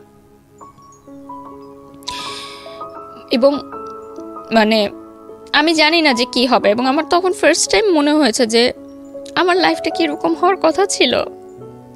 আমার সাথে যে ফ্রেন্ডরা তারা এখন ফুচকা খাচ্ছে, প্রেম করছে, মুভি দেখতে যাচ্ছে, গান শিখছে, ফ্রেন্ডদের সাথে হ্যাং আউট করছে, সুন্দর সুন্দর কাপড় পরছে, আমি আইসিইউর সামনে এভাবে বসে আছি। এটা তো আমার লাইফ হওয়ার কথা ছিল না, আমি তো আমার লাইফটাকে এভাবে দেখতে চাইনি। এবং সেটা আমার ভুলের জন্যই, কিন্তু আমি কিন্তু কাউকে ব্লেম করতে পারবো না যেটা তাদের ভুলের জন্য। আমার লাইফ কিন্তু আজকে আমার ভুলের জন্যই এমন। তো ভোরের দিকে আমার দেবর এসে আমাকে একটা জুস কিনে দিল, জুস খেলাম, কারণ আমিও নিজেও অসুস্থ হয়ে যাচ্ছিলাম আসলে ওই সময়টায়। তো যাই হোক, দুপুরের দিকে ডক্টর আসে, ইউনাইটেডের 2টার সময় ডক্টর আসে আবার দুপুরবেলা চেক আপ করার জন্য। তখন বলে যে আপনার হাজব্যান্ড ঠিক আছে, কোনো চিন্তার বিষয় নেই, ওনাকে আমরা HDR বা কি যেন একটা বলে ওখানে ট্রান্সফার করে দিচ্ছি, কালকে ডিসচার্জ হয়ে যাবে। তো গেল আরেকটা ধাক্কা গেল আমার লাইফের উপর দিয়ে। তার কয়েক মাসের মধ্যেই আমার হাজব্যান্ডের আরেকটা জটিল রোগ ধরা পড়ে, এবং সেটা বেশ জটিল ছিল। আমি এখন বলতে পারবো না হয়তো স্ক্রিনে, তার হয়তো কোনো ক্ষতি হোক না, ঠিক আছে, আমরা জানতে চাই না। যেটার কারণে তার খাবার দাবার অনেক রেস্ট্রিক্টেড হয়ে যায়, এবং এটা বাই জেনারেশন ছিল এই রোগটা। তো দেখা যায় যে খুব পরিমিত হয়ে যায় তার লাইফস্টাইলটা, এবং একটা অপারেশন হয়, মেজর অপারেশনের পর তার বেশ কয়েকদিন বেড রেস্টে থাকতে হয়। তো তখন কিন্তু একটা ডিস্টেন্স ক্রিয়েট হয়, মানে হাজব্যান্ড ওয়াইফের যে রিলেশনটা থাকে সেটার ব্যাপারে ডিস্টেন্স ক্রিয়েট হয়। প্রায় 1 বছরের মতো ছিল সেটা। 1 ইয়ার। এবং এমনও ছিল না যে এর আগেও খুব বেশি মানে ভালো ছিল, সুখকর ছিল ওই লাইফটা। তারপরও 1 বছরের ডিস্টেন্সে আমার মনে হয় যে অনেক কিছু চেঞ্জ হয়, কারণ একটা হাজবেন্ড ডেফিনেটলি মেন্টালিটি তো চেঞ্জ হওয়াটাই স্বাভাবিক, এটা খুবই ইম্পর্টেন্ট। তো ইভেন যদি বন্ডেজটা না থাকে, হ্যাঁ বন্ডেজটা, আমি একটা মানুষের সঙ্গে স্টে করতেছি, একই বিছানায় ঘুমাচ্ছি না, হোয়াট ফর, রিজনটা কি? আপনি যদি একটা মানুষের সঙ্গে স্টে করেন, ওই মানুষটার পারপাস আপনি সার্ভ করতেছেন, ইটস আ রিলেশনশিপ, লাইক সে আপনার কিন্তু সম্পর্কের জায়গা থেকে হাজব্যান্ড, কিন্তু এই মানুষটার আপনি পারপাসই ছিল এই মানুষটার কাছে আসা যে আমি এক ধরনের রিমেডি চাই আমার পাস্ট লাইফে, ইট ইজ নট মানে অ্যাকচুয়ালি কাজ করতেছে না। সেকেন্ড হচ্ছে যে ওখানে গিয়েও আপনি আপনার জায়গা থেকে যেটা চেয়েছিলেন সেভাবে হচ্ছে না, হ্যাপি না। থার্ডলি হলো যে সম্পর্কের জায়গাটা, স্বামী স্ত্রী যে সম্পর্কের জায়গাটা, ইট ইজ নট সাউন্ড। এখন সব কিছু মিলায়ে দ্য এম ইজ জিরো, মানে ultimately next day is zero. তাহলে আমি এই মানুষের সঙ্গে স্টে কেন করছি? মানে তাকে আমি তো ভালোবাসি না। সো দেখেন সম্পর্কটা কতটা জটিল জায়গায় চলে গেছে। হ্যাঁ, তারপরে মানে সেই সময় আমার মনে হয়েছে যে that was a wrong decision, যে আমার এই বয়সে বিয়ে করলাম একজনকে ভুলার জন্য, আরেকজনের উপর নির্ভরশীল হলাম, এবং তাকেও আমি ভালোবাসতে পারছি না। তো আপনি যখন এই রিলেশন মানে হাজব্যান্ড থাকা অবস্থায় আপনার এক্স বয়ফ্রেন্ডকে ফোন দিচ্ছিলেন, এক্স বয়ফ্রেন্ড তো আপনার জায়গা থেকে আমি বলতে পারি না, কারণ তখন আপনি তাকে লাভ করে চলেছেন, বাট তার জায়গা থেকে কি সেটাও আমরা জানি না। সো ও কি বলতো, ও কি বলতো যে তুমি সংসার করো ঠিক মতো, এটাই বলতো, বা ও বলতো না যে ব্যাক করো বা এরকম কোনো কিছু? কখনোই না। তখন ওর সাথে ওই মেয়েটার সম্পর্ক কি কেমন চলছিল? একটা টুইস্ট আছে, যে মেয়েটার কারণে আমাকে ছেড়ে গেছিল, আমার বিয়ের পরপরই সেই মেয়েটা একটা প্রবাসী ছেলেকে বিয়ে করে মানে বিদেশে চলে যায়। তারপরেও এই ছেলেটা আপনার বিয়ের পরে আপনাকে আর কোনো প্রকার মানে সে কখনো কল করতো না? না। তার জায়গাতে সে কিন্তু আমার কাছে কিন্তু কষ্ট পেয়েছে। হ্যাঁ, কষ্ট পেয়েছে, কিন্তু আপনার ধরেন এই কষ্টের জায়গাটা থেকে কিছুটা রেমেডি চাইলে আপনাকে নক দিতে পারতো, অ্যাডভান্টেজ নিতে পারতো, কিন্তু সে সেটা নেয়নি। কারণ তখনও কিন্তু আমি উইক ছিলাম ইমোশনালি তার জন্য, বাট সে চেয়েছে যে আমার সংসারটা নষ্ট না হোক। ডেফিনেটলি অনেক শেখার আছে আজকের এই গল্প থেকে, বিলিভ মি। বলেন তারপরে যেটা হয় যে ওই বয়সটায় না এত কিছু আমি বুঝতাম না যে হার্টের পেশেন্টকে কিভাবে ট্রিট করতে হয়, বা এই ধরনের জটিল রোগের পেশেন্টকে কিভাবে ট্রিট করতে হয়। তো যাই হোক, তারপর একটা সময় সিদ্ধান্ত হলো যে আমরা আলাদা থাকবো, মানে আমার ভাসুরের বাসায় একসাথে না থেকে আমরা আলাদা থাকবো, কারণ ওখানে রুমেরও সংকট ছিল এবং তার ছেলেমেয়েরা বড় হয়ে যাচ্ছিল, আমার হাজব্যান্ডের এরকম প্রবলেম ছিল, জটিল রোগ ছিল। তো আমরা চেঞ্জ করে নতুন বাসা নিব। তখন আমার হাজব্যান্ড বলে যে একা কোনো বাসায় তোমাকে রেখে আমি মানে অফিসে যাব, সেটা আমার জন্য টেনশন হয়। তো আমার মায়ের বাড়িতেই আমরা একটা ফ্ল্যাটে ভাড়া থাকতাম, বাট আমার মা বাবা কখনোই সে ভাড়াটা নেননি। মানে এলাকার মানুষ হয়তো বুঝতো যে ঘর জামাই, কিন্তু আসলে সেইটা না। আমার মা নিতেন না, কারণ মা জানতেন যে খুবই লিমিটেড আয় তার, সো এখানে ভাড়াটা কিভাবে নিবে, আমারই তো সন্তান থাকছে। বাট আমার রান্না আলাদা হতো এবং মা আমার পার্সোনাল লাইফে কোনো ইন্টারফেয়ার করতো না, মানে আমি আমার সংসার একদম টোটালি আলাদাই করতাম, আমার মা আমার মার মতো ছিল। তো ডোমেস্টিক ভায়োলেন্স কিন্তু কন্টিনিউ তখনও, সে একটু সন্দেহপ্রবণ ছিল। মানে আমি যে ইউনিভার্সিটিতে যেতাম, আমার মানে ছেলের বন্ধু ছিল না, কিন্তু আমার গ্রুপ স্টাডিজের কারণে প্রাইভেট ইউনিভার্সিটি যেটা হয় যে গ্রুপ করে দেওয়া হয় এবং আমাদের কিন্তু কন্ট্যাক্ট করতে হয় ফেসবুকে বা থ্রুতে। পড়াশোনার কাজেও কিছু ছেলেদের সাথে আমার কথা বলতে হয়, সেটাও তার অতটা পছন্দ ছিল না, এবং আমার শ্বশুরবাড়িরও পছন্দ ছিল না যে আমার ছেলেদের সাথে পরিচয় থাকে। তো ওই যে আমার বয়ফ্রেন্ডের একটা বেস্ট ফ্রেন্ড ছিল যার কথা বলছিলাম, তার সাথে কিন্তু আমার কন্টিনিউ সম্পর্ক, কারণ সে আমাকে একটা সময় হেল্প করেছে ইনফরমেশনগুলো দিয়ে, সো তার প্রতি আমি কৃতজ্ঞ। তো সে মালয়েশিয়াতে পড়াশোনা করতে চলে যায় হায়ার স্টাডির জন্য, গ্র্যাজুয়েশনের জন্য। তো সে এত বছর পর মালয়েশিয়া থেকে যখন ব্যাক করে, সে বলে যে আমরা চলো দেখা করি। তাকে আমি জাস্ট ভাই ডাকতাম এবং সে আমাকে ছোটো বোনের মতোই করতো।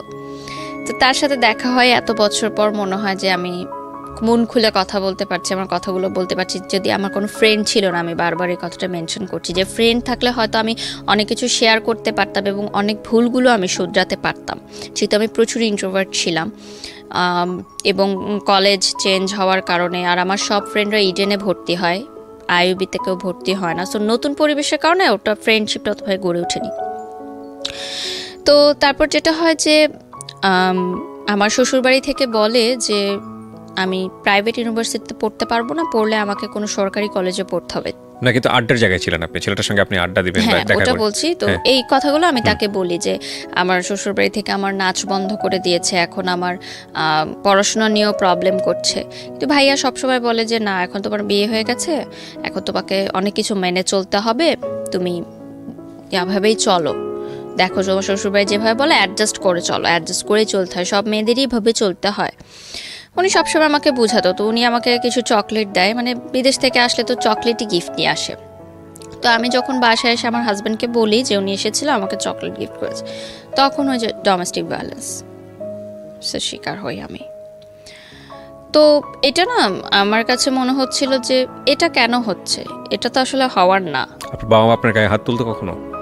ওই যে প্রেম করার কারণে তুলেছে, এছাড়া কখনো তুলতেন। আমার বাবা কখনো তুলেননি, মা তুলতেন। সেটা কিন্তু আমার দোষে, ঠিক আছে, বাট ওরকম না। কিন্তু পরবর্তীতে কিন্তু সন্তান কিন্তু সন্তানই, সবাই ছোটবেলায় মার খেয়েছে বাবা মার হাতে, ওইটা কিন্তু ডোমেস্টিক ভায়োলেন্সের পর্যায়ে পড়ে না। যদি না এক্সট্রিম হয় তখন আমরা সেটাকে বলতে পারি। কজ কি ছিল? মানে আপনি ওনার সঙ্গে দেখা করেছেন এই কারণে? দেখা করেছি, এজন্য সন্দেহ করতে আপনাকে? সন্দেহপ্রবণ ছিল, কারণ আমি ছোট ছিলাম তার চেয়ে বয়সে, এই জন্য হয়তো। এবং আমার তখন ফেসবুকে প্রচুর ছেলেরা আমাকে নক দিত, কারণ আমাকে দেখে বোঝা যেত না যে আমি ম্যারিড। এবং ইউনিভার্সিটিতেও ছেলেরও নক দিত, কারণ ওই বয়সটায় আসলে আমি যে ম্যারিড ওরকম একটা লুকও আমার ছিল না আসলে যে আমি ম্যারিড। তো সব দিক থেকে সমস্যা বলছিল যে আমি পড়াশোনা করতে পারবো না, আমি ইউনিভার্সিটি যেতে পারবো না, কারণ ইউনিভার্সিটিতে গেলেই আমি দেখা যাবে বাইরে যাচ্ছি। মানে এটা আপনার বাড়িতে বসেই এই ঘটনা? কিন্তু আমার মা বাবা বা ফ্যামিলিকে আমি কখনো এগুলো বুঝতে দেইনি, মানে এই জায়গাগুলোতে ইন্টারফেয়ার করতে দেননি যে আমার সংসারের জীবনে। আমার যে প্রেগন্যান্সির ব্যাপারটাও কিন্তু আমার বাসায় এখনো জানে না, আজকেই ফার্স্ট জানলো। প্লিজ সাবস্ক্রাইব করতে ভুলবেন না, সাবস্ক্রাইব করার পরে নোটিফিকেশন বাটনটি অন করে নেবেন। ওকে, আমরা যেখানটায় ছিলাম তারপর আমি বলবো যে মানসিকভাবেও অনেক আমাকে হ্যারাস করা হতো। আমার শ্বশুরবাড়ির লোকজনদের নানান মন্তব্যে আমি প্রচুর কষ্ট পেতাম মানসিকভাবে। সেই কথাগুলো আমি এখন হয়তো বলবো না, কারণ তাদের একটা সোশ্যাল স্ট্যাটাস আছে, বাট খুবই কষ্টদায়ক। অ্যাকচুয়ালি বোথ সাইড থেকে বিষয়টা ম্যাচ ছিল না। তো যেটা হয় যে একটা সময় পর আমার মনে হয় যে তার সন্দেহ প্রবণতাটা অনেক বেড়ে গেছে এবং সে কোনো কিছু সহজভাবে নিতে পারছে না। ইন দ্য মিড টাইম আমি সোশ্যাল মিডিয়াতে কিছু গার্লস গ্রুপ থাকে না, তখন সেই গার্লস গ্রুপে আমার ছবি পোস্ট করতাম, আমার শ্বশুরবাড়ির ছবি পোস্ট করতাম, হাজব্যান্ডের, এবং কী রান্না করলাম ডেলি রান্নার ছবিগুলো পোস্ট করতাম। তো খুব ভালো রেসপন্স আসতো, হাজার হাজার লাইক কমেন্ট আসতো। মেয়েরা আমাকে খুব পছন্দ করতো যে মেয়েদের এখন এরকমও স্বপ্ন থাকে যে বিয়ে করে লাইফ সংসার সেট করবে, কারণ মেয়েদের তো অনেক ধরনের গোল থাকে। বাট আমি আমার সংসার, হাজব্যান্ড সব কিছু নিয়ে হ্যাপি থাকার চেষ্টা করতাম, মানে সোশ্যাল মিডিয়াতে যেটা আমি দেখাতাম। তো সবাই আমাকে খুব প্রেস করতো। তো এর মধ্যে একজন আমাকে নক দেয় যে আপু আমার একটা নতুন পেজ আছে। তখন নতুন নতুন কিন্তু মেয়েরা বিজনেস স্টার্ট করে, যে ফেসবুকে লাইভ করে, জামা কাপড় বিক্রি করে। এখন এটা খুবই অ্যাভেলেবল, বাট যে সময়ের কথা বলছি 2014-15 কথা, তখন মাত্র শুরু হলো। তো আমারই পরিচিত একটা মেয়ে ইউনিভার্সিটির, ও আমাকে বলে যে আমার কয়েকটা শাড়ি আর ড্রেস আছে, তুমি পরে একটু ছবি তুলে দিবে। ওটাও কিন্তু তেমন ফটোশ্যুট না যে স্টুডিওতে গিয়ে হবে, বাসায় ঘরোয়াভাবে ও মোবাইলেই কিছু ছবি তুলবে, জাস্ট ওর বাসায় একটা সুন্দর টেরাস আছে ওখানে। তো আমি আমার হাজব্যান্ডকে বলি যে আমি এরকম করতে চাই। সে বলে যে না, ফটোশ্যুট তো করা যাবে না, মানে মিডিয়া রিলেটেড কোনো কাজই করা যাবে না।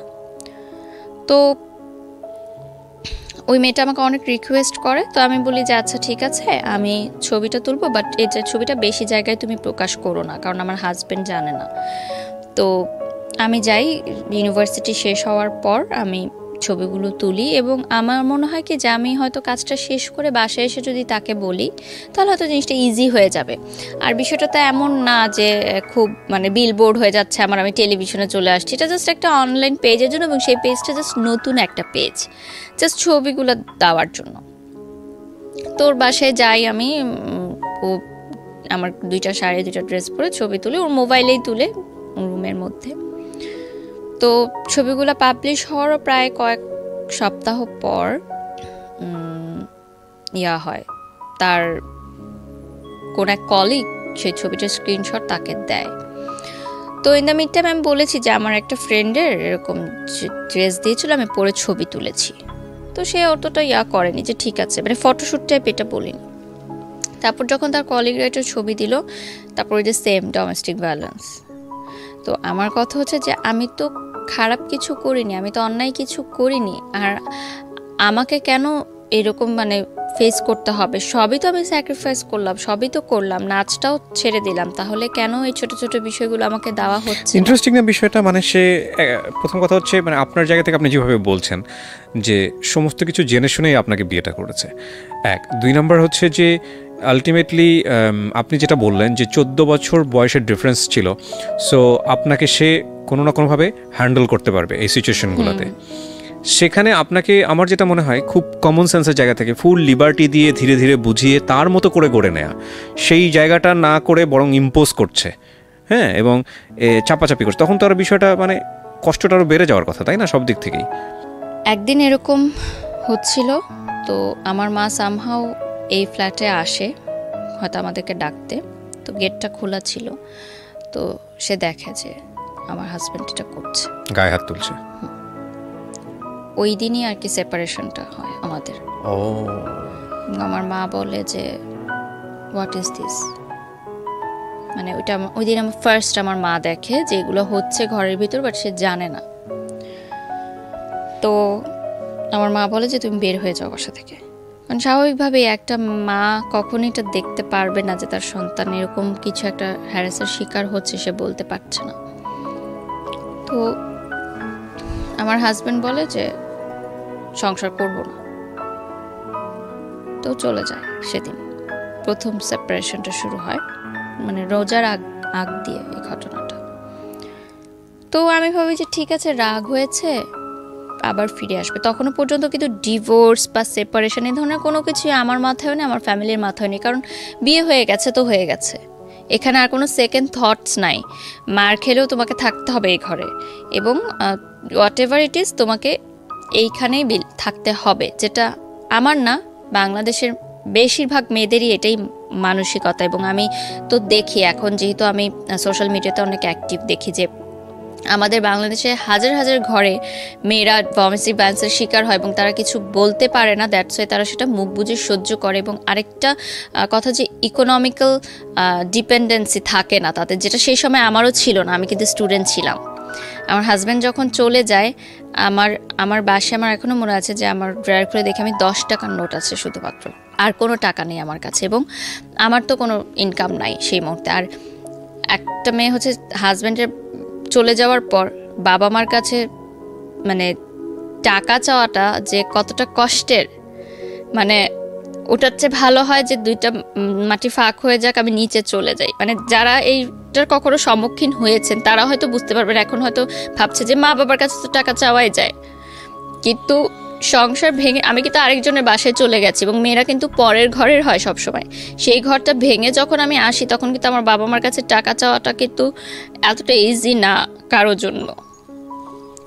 যদি সেটাই হতো তাহলে কিন্তু আমাদের বাংলাদেশের মেয়েরা বা সারা বিশ্বে যারা হ্যারাসমেন্টের শিকার হচ্ছে তারা কিন্তু প্রতিবাদ করতো, যদিও এখন অনেক বেড়েছে এটা, বাট তারপরে মিডল ক্লাস বা লোয়ার মিডল ক্লাস ওরা এখনো পারে না, শুধুমাত্র তাদের ইকোনমিক্যাল সাপোর্টটা নাই বলে। তো সেপারেশনের পর সে আমার সাথে কোনো কন্ট্যাক্ট করে না, দিনের পর দিন চলে যায়, মাসের পর মাস চলে যায়, সে কোনো কন্ট্যাক্ট করে না। এবং আমি কিন্তু স্টিল ওই ফ্ল্যাটে আছি, এবং আমি ট্রমাটাইজড হয়ে গেছি একা থাকতে থাকতে, কারণ আমি একা থাকতে খুব ভয় পেতাম ছোটবেলা থেকে। আমি আমার ভাইয়ের সাথে শেয়ারের রুমে থাকতাম, বা বিয়ের পর কখনোই আমার হাজব্যান্ডের থেকে আলাদা আমি থাকিনি। সো হঠাৎ করে ওই ফ্ল্যাটে একা থাকাটা কিন্তু আমার জন্য একটা খুব মানসিক চাপ, ট্রমাটাইজড হয়ে গেছি আমি।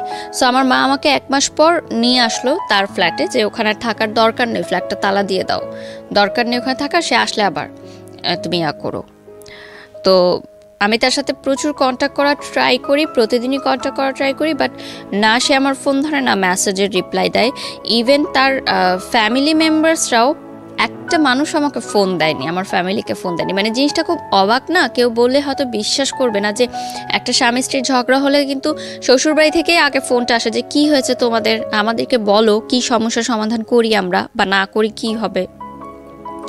আমার মাও খুব অবাক হয়েছে ওই সময় যে একটা মানুষ পর্যন্ত ফোন দিল না আমাদেরকে, যে এত বড় একটা ঘটনা হয়ে গেল। এবং আমি আমার দেবরের কাছ থেকে জানতে পেরেছি যে সে তাদের সাথেই আছে ওই বাসাতেই, এবং তারা এরকম একটা পরিকল্পনা করছে তাকে সেকেন্ড ম্যারেজ দেওয়ার, মানে আরেকটা বিয়ে দেওয়ার তাদের পছন্দের মেয়ের সাথে, যেহেতু তারা আমাকে পছন্দ করতেন না। আমার সাথে কিন্তু তখন ডিভোর্স হয়নি, সেপারেশন চলছে। তো আমার মাই ফোন দিল, যেহেতু আমরা মেয়ে পক্ষ, আমরাই ফোন দিলাম, ঠিক আছে, যে তাও সংসারটা টিকুক। তো আমার ননাসের সাথে কথা হয় বা ভাবির সাথে কথা হয়, তারা বলে যে এটা তার ব্যাপার পার্সোনাল, আমরা নো কমেন্টস। তাদের কোনো কমেন্টস নাই এই বিষয়ে, তাদের কিছু বলার নাই, এই বিষয়টা নিয়ে তাদের কিছু বলার নাই, এটা যা ডিসিশন হবে সে দিবে। তো আমার বাবা মা ফার্স্ট থেকেই আমাদের মানে বিয়ের পর থেকেই মানে বিষয়টা কেমন যেন মেনে নিতে পারতো না। আমার মা হয়তো বুঝতো, আমাকে বলতো না যে আই এম নট হ্যাপি। ওই চেহারার একটা গ্লো থাকে না বিয়ের পর যে আসে মেয়েদের, ওই জিনিসটা না আমার কখনো আসেনি। তো আমার মা সামহাও বুঝতে পারতো যে I am not happy, but সে আমাকে কখনো ডাইরেক্ট হয়তো প্রশ্ন করতো না। শুধু একদিনই প্রশ্ন করেছিল যে আমি অনেকদিন পর শ্বশুরবাড়ি থেকে এসেছিলাম, আমার মানে পুরো আমি কালো হয়ে গেছিলাম। তখন আমার মা জিজ্ঞাসা করেছিল যে তুমি রোদ্রে কোথাও যাও যে এত কালো হলো? তা আমি বলছিলাম যে আমার কাপড়গুলো আমি রোদে দিতে চাই, মানে বালতি ভরে কাপড় রোদে দিতে যেতাম। তো কড়া রোদের কারণে আমার স্কিন পুড়ে যেত, আমার আবার সান লাগলে তাড়াতাড়ি স্কিন পুড়ে যায়। তো তখন আমার মা জাস্ট একটা কথা বলেছিল যে আমি চাইনি আমার মেয়ের জীবনটা এরকম হোক। মানে এই জন্য তো সে আমাকে পড়াশোনা শিখায়নি আসলে। হ্যাঁ, অবভিয়াসলি উইথ ডিউ রেসপেক্ট, বাসার কাজ যারা করে ইটস ওকে, বাট শুধুমাত্রই যে এইটাই হবে আমার জীবন সেটা সে কখনো চায়। যেহেতু সে একজন কলেজের প্রফেসর, একটি স্বনামধন্য কলেজের প্রফেসর, আমার বাবা বুয়েট থেকে পাশ করা আর্কিটেক্ট। সো আমাদের ফ্যামিলি ব্যাকগ্রাউন্ড কিন্তু ওরকম না যে আমার চাচা ডাক্তার ছিলেন একজন, আমার অন্য চাচা প্রাইভেট টেলিকোম্পানিতে জব করেন, মানে সবাই খুব হাই পজিশনে আছেন। সেই জায়গা থেকে আমি এরকম হলাম। তো তারপরে যেটা হয় যে সেপারেশনের সময়টা আমার খুবই খারাপ কাটে এবং রোজার মাস চলে আসে। তো আমি বলি ঠিক আছে, আমি তো জানি আমার হাজব্যান্ড বাসায় আছে, আমি ইফতার নিয়ে যাব তার জন্য। ইফতারি নিয়ে গেলে আমাকে তো ইফতার করাবে, তখন আমি ইফতারের পর তাকে খুলে বলবো সব কিছু যে কী সমস্যা, ঠিক আছে তুমি যেভাবে চাও আমি সেভাবেই হবো। এবং আমি ডিসাইড করলাম যে ঠিক আছে আমি বোরখা পরবো, আমি হিজাব পরবো, তাও আমার সংসারটা টিকুক। আমি হিজাব পরবো, বোরখা পরবো, দরকার হলে আমি পড়াশোনাও করবো না, আমার দরকার নেই পড়াশোনা করার, আমার এভাবে লাইফ চলছে চলুক, আমি করব, সংসার টিকাবো। তারপরে নিচে যখন গেলাম আমার শ্বশুর বাড়িতে, আমাকে ঢুকতে দিল না বাসায়। তা আমি দারোয়ানকে ইফতারের ভাটিগুলো দিয়ে আমি তার পাশের গুলিতেই ছিলাম, যে হয়তো আমাকে ফোন দিবে, অ্যাটলিস্ট আজানের আগে তো ফোন দিবেই। কারণ আমরা মানে একটা আননোন পার্সনও যদি ইফতারের সময় আপনার দরজায় আসে, আপনি কি করবেন? তাকে ইফতারি করতে দিবেন, সে যতই খারাপ মানুষ হোক না কেন। আপনি তাকে এক গ্লাস পানি দিবেন, ইফতার করতে দিবেন রোজা ভাঙার জন্য। মানে এখনো এই যে রমজান মাস চলছে, আমার রোজা রেখে বলতে খুব কষ্ট হচ্ছে, তারপরও বলছি যে রোজার মাসটা আসলেই আমার একদম ভালো লাগে না। সবাই বলে যে সবাই অপেক্ষা করে এই মাসের জন্য, কিন্তু এই মাসটা আসলেই আমি ভালো থাকতে পারি না। আমার এখনো মনে পড়ে যে উত্তরা হাই স্কুলের উল্টা দিকে যে ফুটপাথটা আছে উত্তরাতে, আমার শ্বশুরবাড়ির ওই সেক্টরে ছিল। আজান দিচ্ছে, আমি তখনও বসা, আমি ফোনের অপেক্ষায় যে আমাকে ফোন করবে, ফোন করেনি। আমি ওখানে বসা, আমার কাছে পানিও নাই, সব দোকানপাট, ওখানে কোন দোকানপাট ছিল না। তো ওই যে বিনামূল্যে ইফতার বিতরণ করে না, তারা এসে আমাকে একটা প্যাকেট দিয়ে গেল এবং তারা গাড়ি দিয়ে যাচ্ছিল, প্যাকেটটা ছুঁড়ে দিয়েছে, আমাকে এসে দেয়ও নি এমন। সো দ্যাট টাইম আমার মনে হয়েছে যে আমার লাইফ কোন পর্যায়ে চলে গেছে, যে আমি রাস্তায় বসে আছি, আমাকে ইফতারের প্যাকেট ছুঁড়ে দিয়ে চলে গেল। মানে আমি কি ভিখারির পর্যায়ে চলে গেলাম?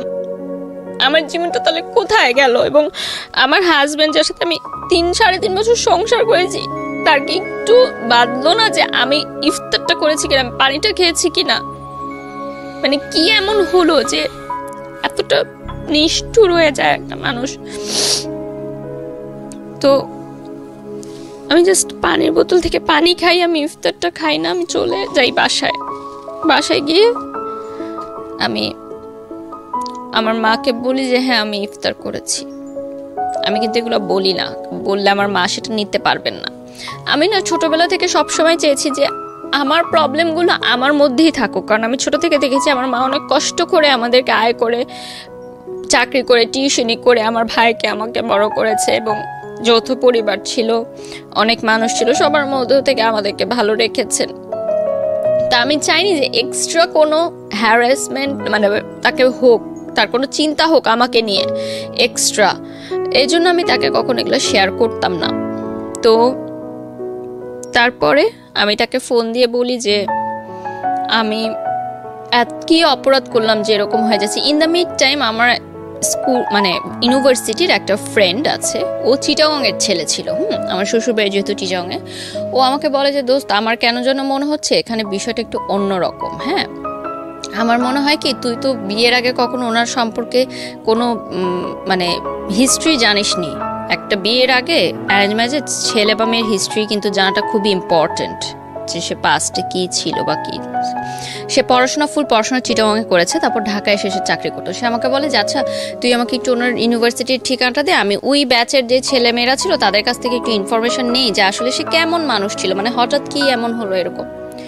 একটা অবাক ঘটনা আমি জানতে পারি যে তার আগেও একটা বিয়ে হয়েছিল, মানে এটা তার সেকেন্ড ম্যারেজ ছিল, যেটা সে আমার কাছে গোপন করেছিল। এবং ওই ইউনিভার্সিটিতে ওই ব্যাচের সবাই এটা জানে, এবং চিটাগংয়ে সবাই জানতো যে সে ম্যারিড, ওই মেয়েটার কথা। এবং ওই মেয়েটার কথা আমিও জানতাম। সে আমাকে বলছিল যে তার এক্স গার্লফ্রেন্ড, তার সাথে জাস্ট প্রেম ছিল ইউনিভার্সিটি লাইফে, সেটা পরে ভেঙে গেছে, কিন্তু সেটা যে বিয়ে পর্যন্ত গড়িয়েছে সেটা আমাকে কিন্তু সে বলেনি। এটা আপনি শুনলেন চারপাশ থেকে, কিন্তু প্রমাণ কি পেলেন?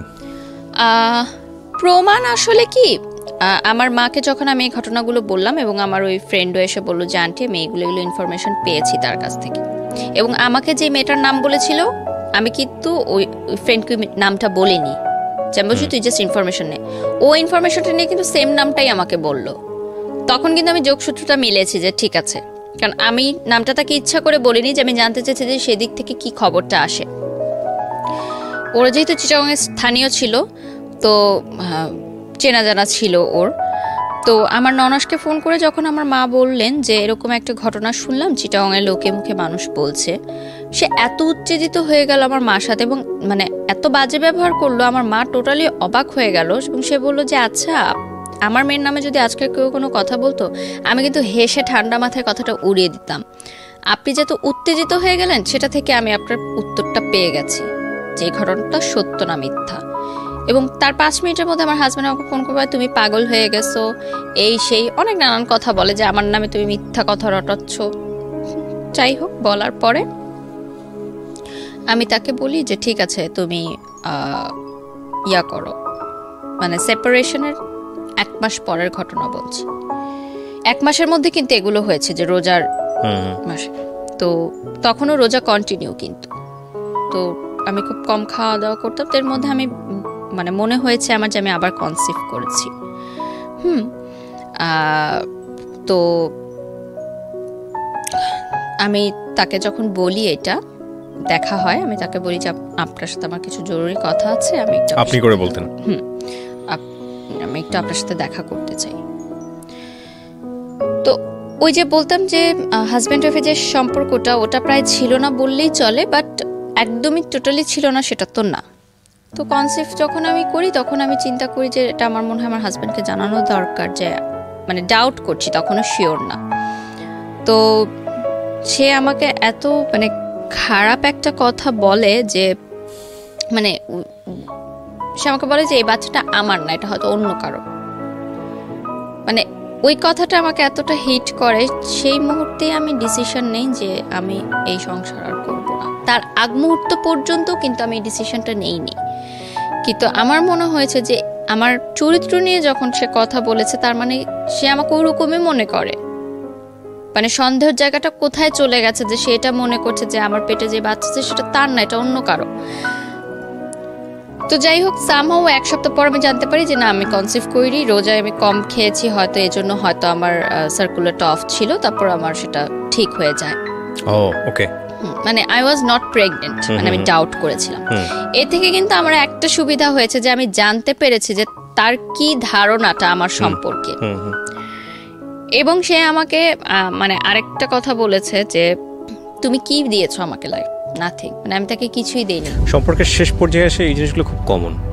হ্যাঁ, কিছুই এই যোগ বিয়োগ হিসাবগুলো খুব কমন, মানে দুপক্ষকে খুব ব্লেম করে যে আসলে তোমাকে পেয়ে আমার লাইফে কি হয়েছে, কিছুই হয়নি, end of the thing is zero, and the thing is that both side থেকেই মনে হয় শূন্য।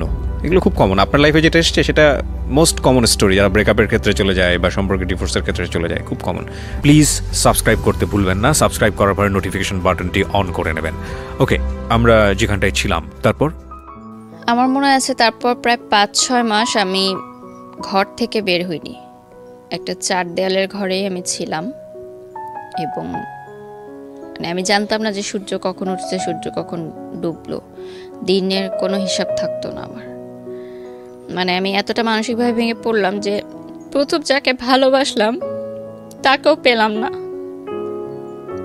সেই ভালোবাসা ভুলার জন্য যে বিয়েটা করলাম সেটাও আমার টিকলো না। তো এত বছর ধরে, মানে 23 ইয়ার্স তখন আমার মানে হবে, আমি নো অ্যাচিভমেন্ট, আমার কোনো ইনকাম নাই। ওই টাইমটায় কিন্তু আমার ফ্রেন্ডরা অলরেডি ভার্সিটি কমপ্লিট করে মানে অ্যাটলিস্ট কিছু একটা করছে, পার্ট টাইম বা কিছু। আমি সিদ্ধান্ত নিই যে না, এভাবে 5 মাস থাকার পর আমার মনে হয় যে আমি খুব মেন্টালি ডিপ্রেসড, আমি ব্রোক ডাউন এবং আমাকে মুভ অন করতে হবে। তো আমার যে মালয়েশিয়াতে যে আমার ভাইয়া ছিলেন উনি আমাকে বললেন যে, এবং আমার ফ্যামিলি থেকেও বললেন যে তুমি বিদেশে চলে যাও পড়াশোনা করতে, it will be better for you, মানে মাস্টার্স করতে। কারণ আমার রিলেটিভসরা বাংলাদেশে যেরকম হয়, রিলেটিভদের হাজারো প্রশ্ন, কি হয়েছে, মেয়ে কেন এখনো বাপের বাড়িতে থাকে, হাজবেন্ড কোথায়, নিজের ঘরের খাবার নাই, অন্যের জিনিস নিয়ে ফ্যামিলি প্রোগ্রামে কেন অ্যাটেন্ড করছে না, হাজবেন্ড ওয়াইফ সহ এভরিথিং। অ্যান্ড আমরা যেহেতু স্থানীয় ছিলাম, সো বুঝতো যে আমার হাজবেন্ড আর বাসায় আসে না এই বাসায়। সো এলাকার মধ্যেও কিন্তু একটা কথাবার্তা শুরু হয়ে গেছিল যে মনে হয় মেয়ের তালাক হয়ে গেছে।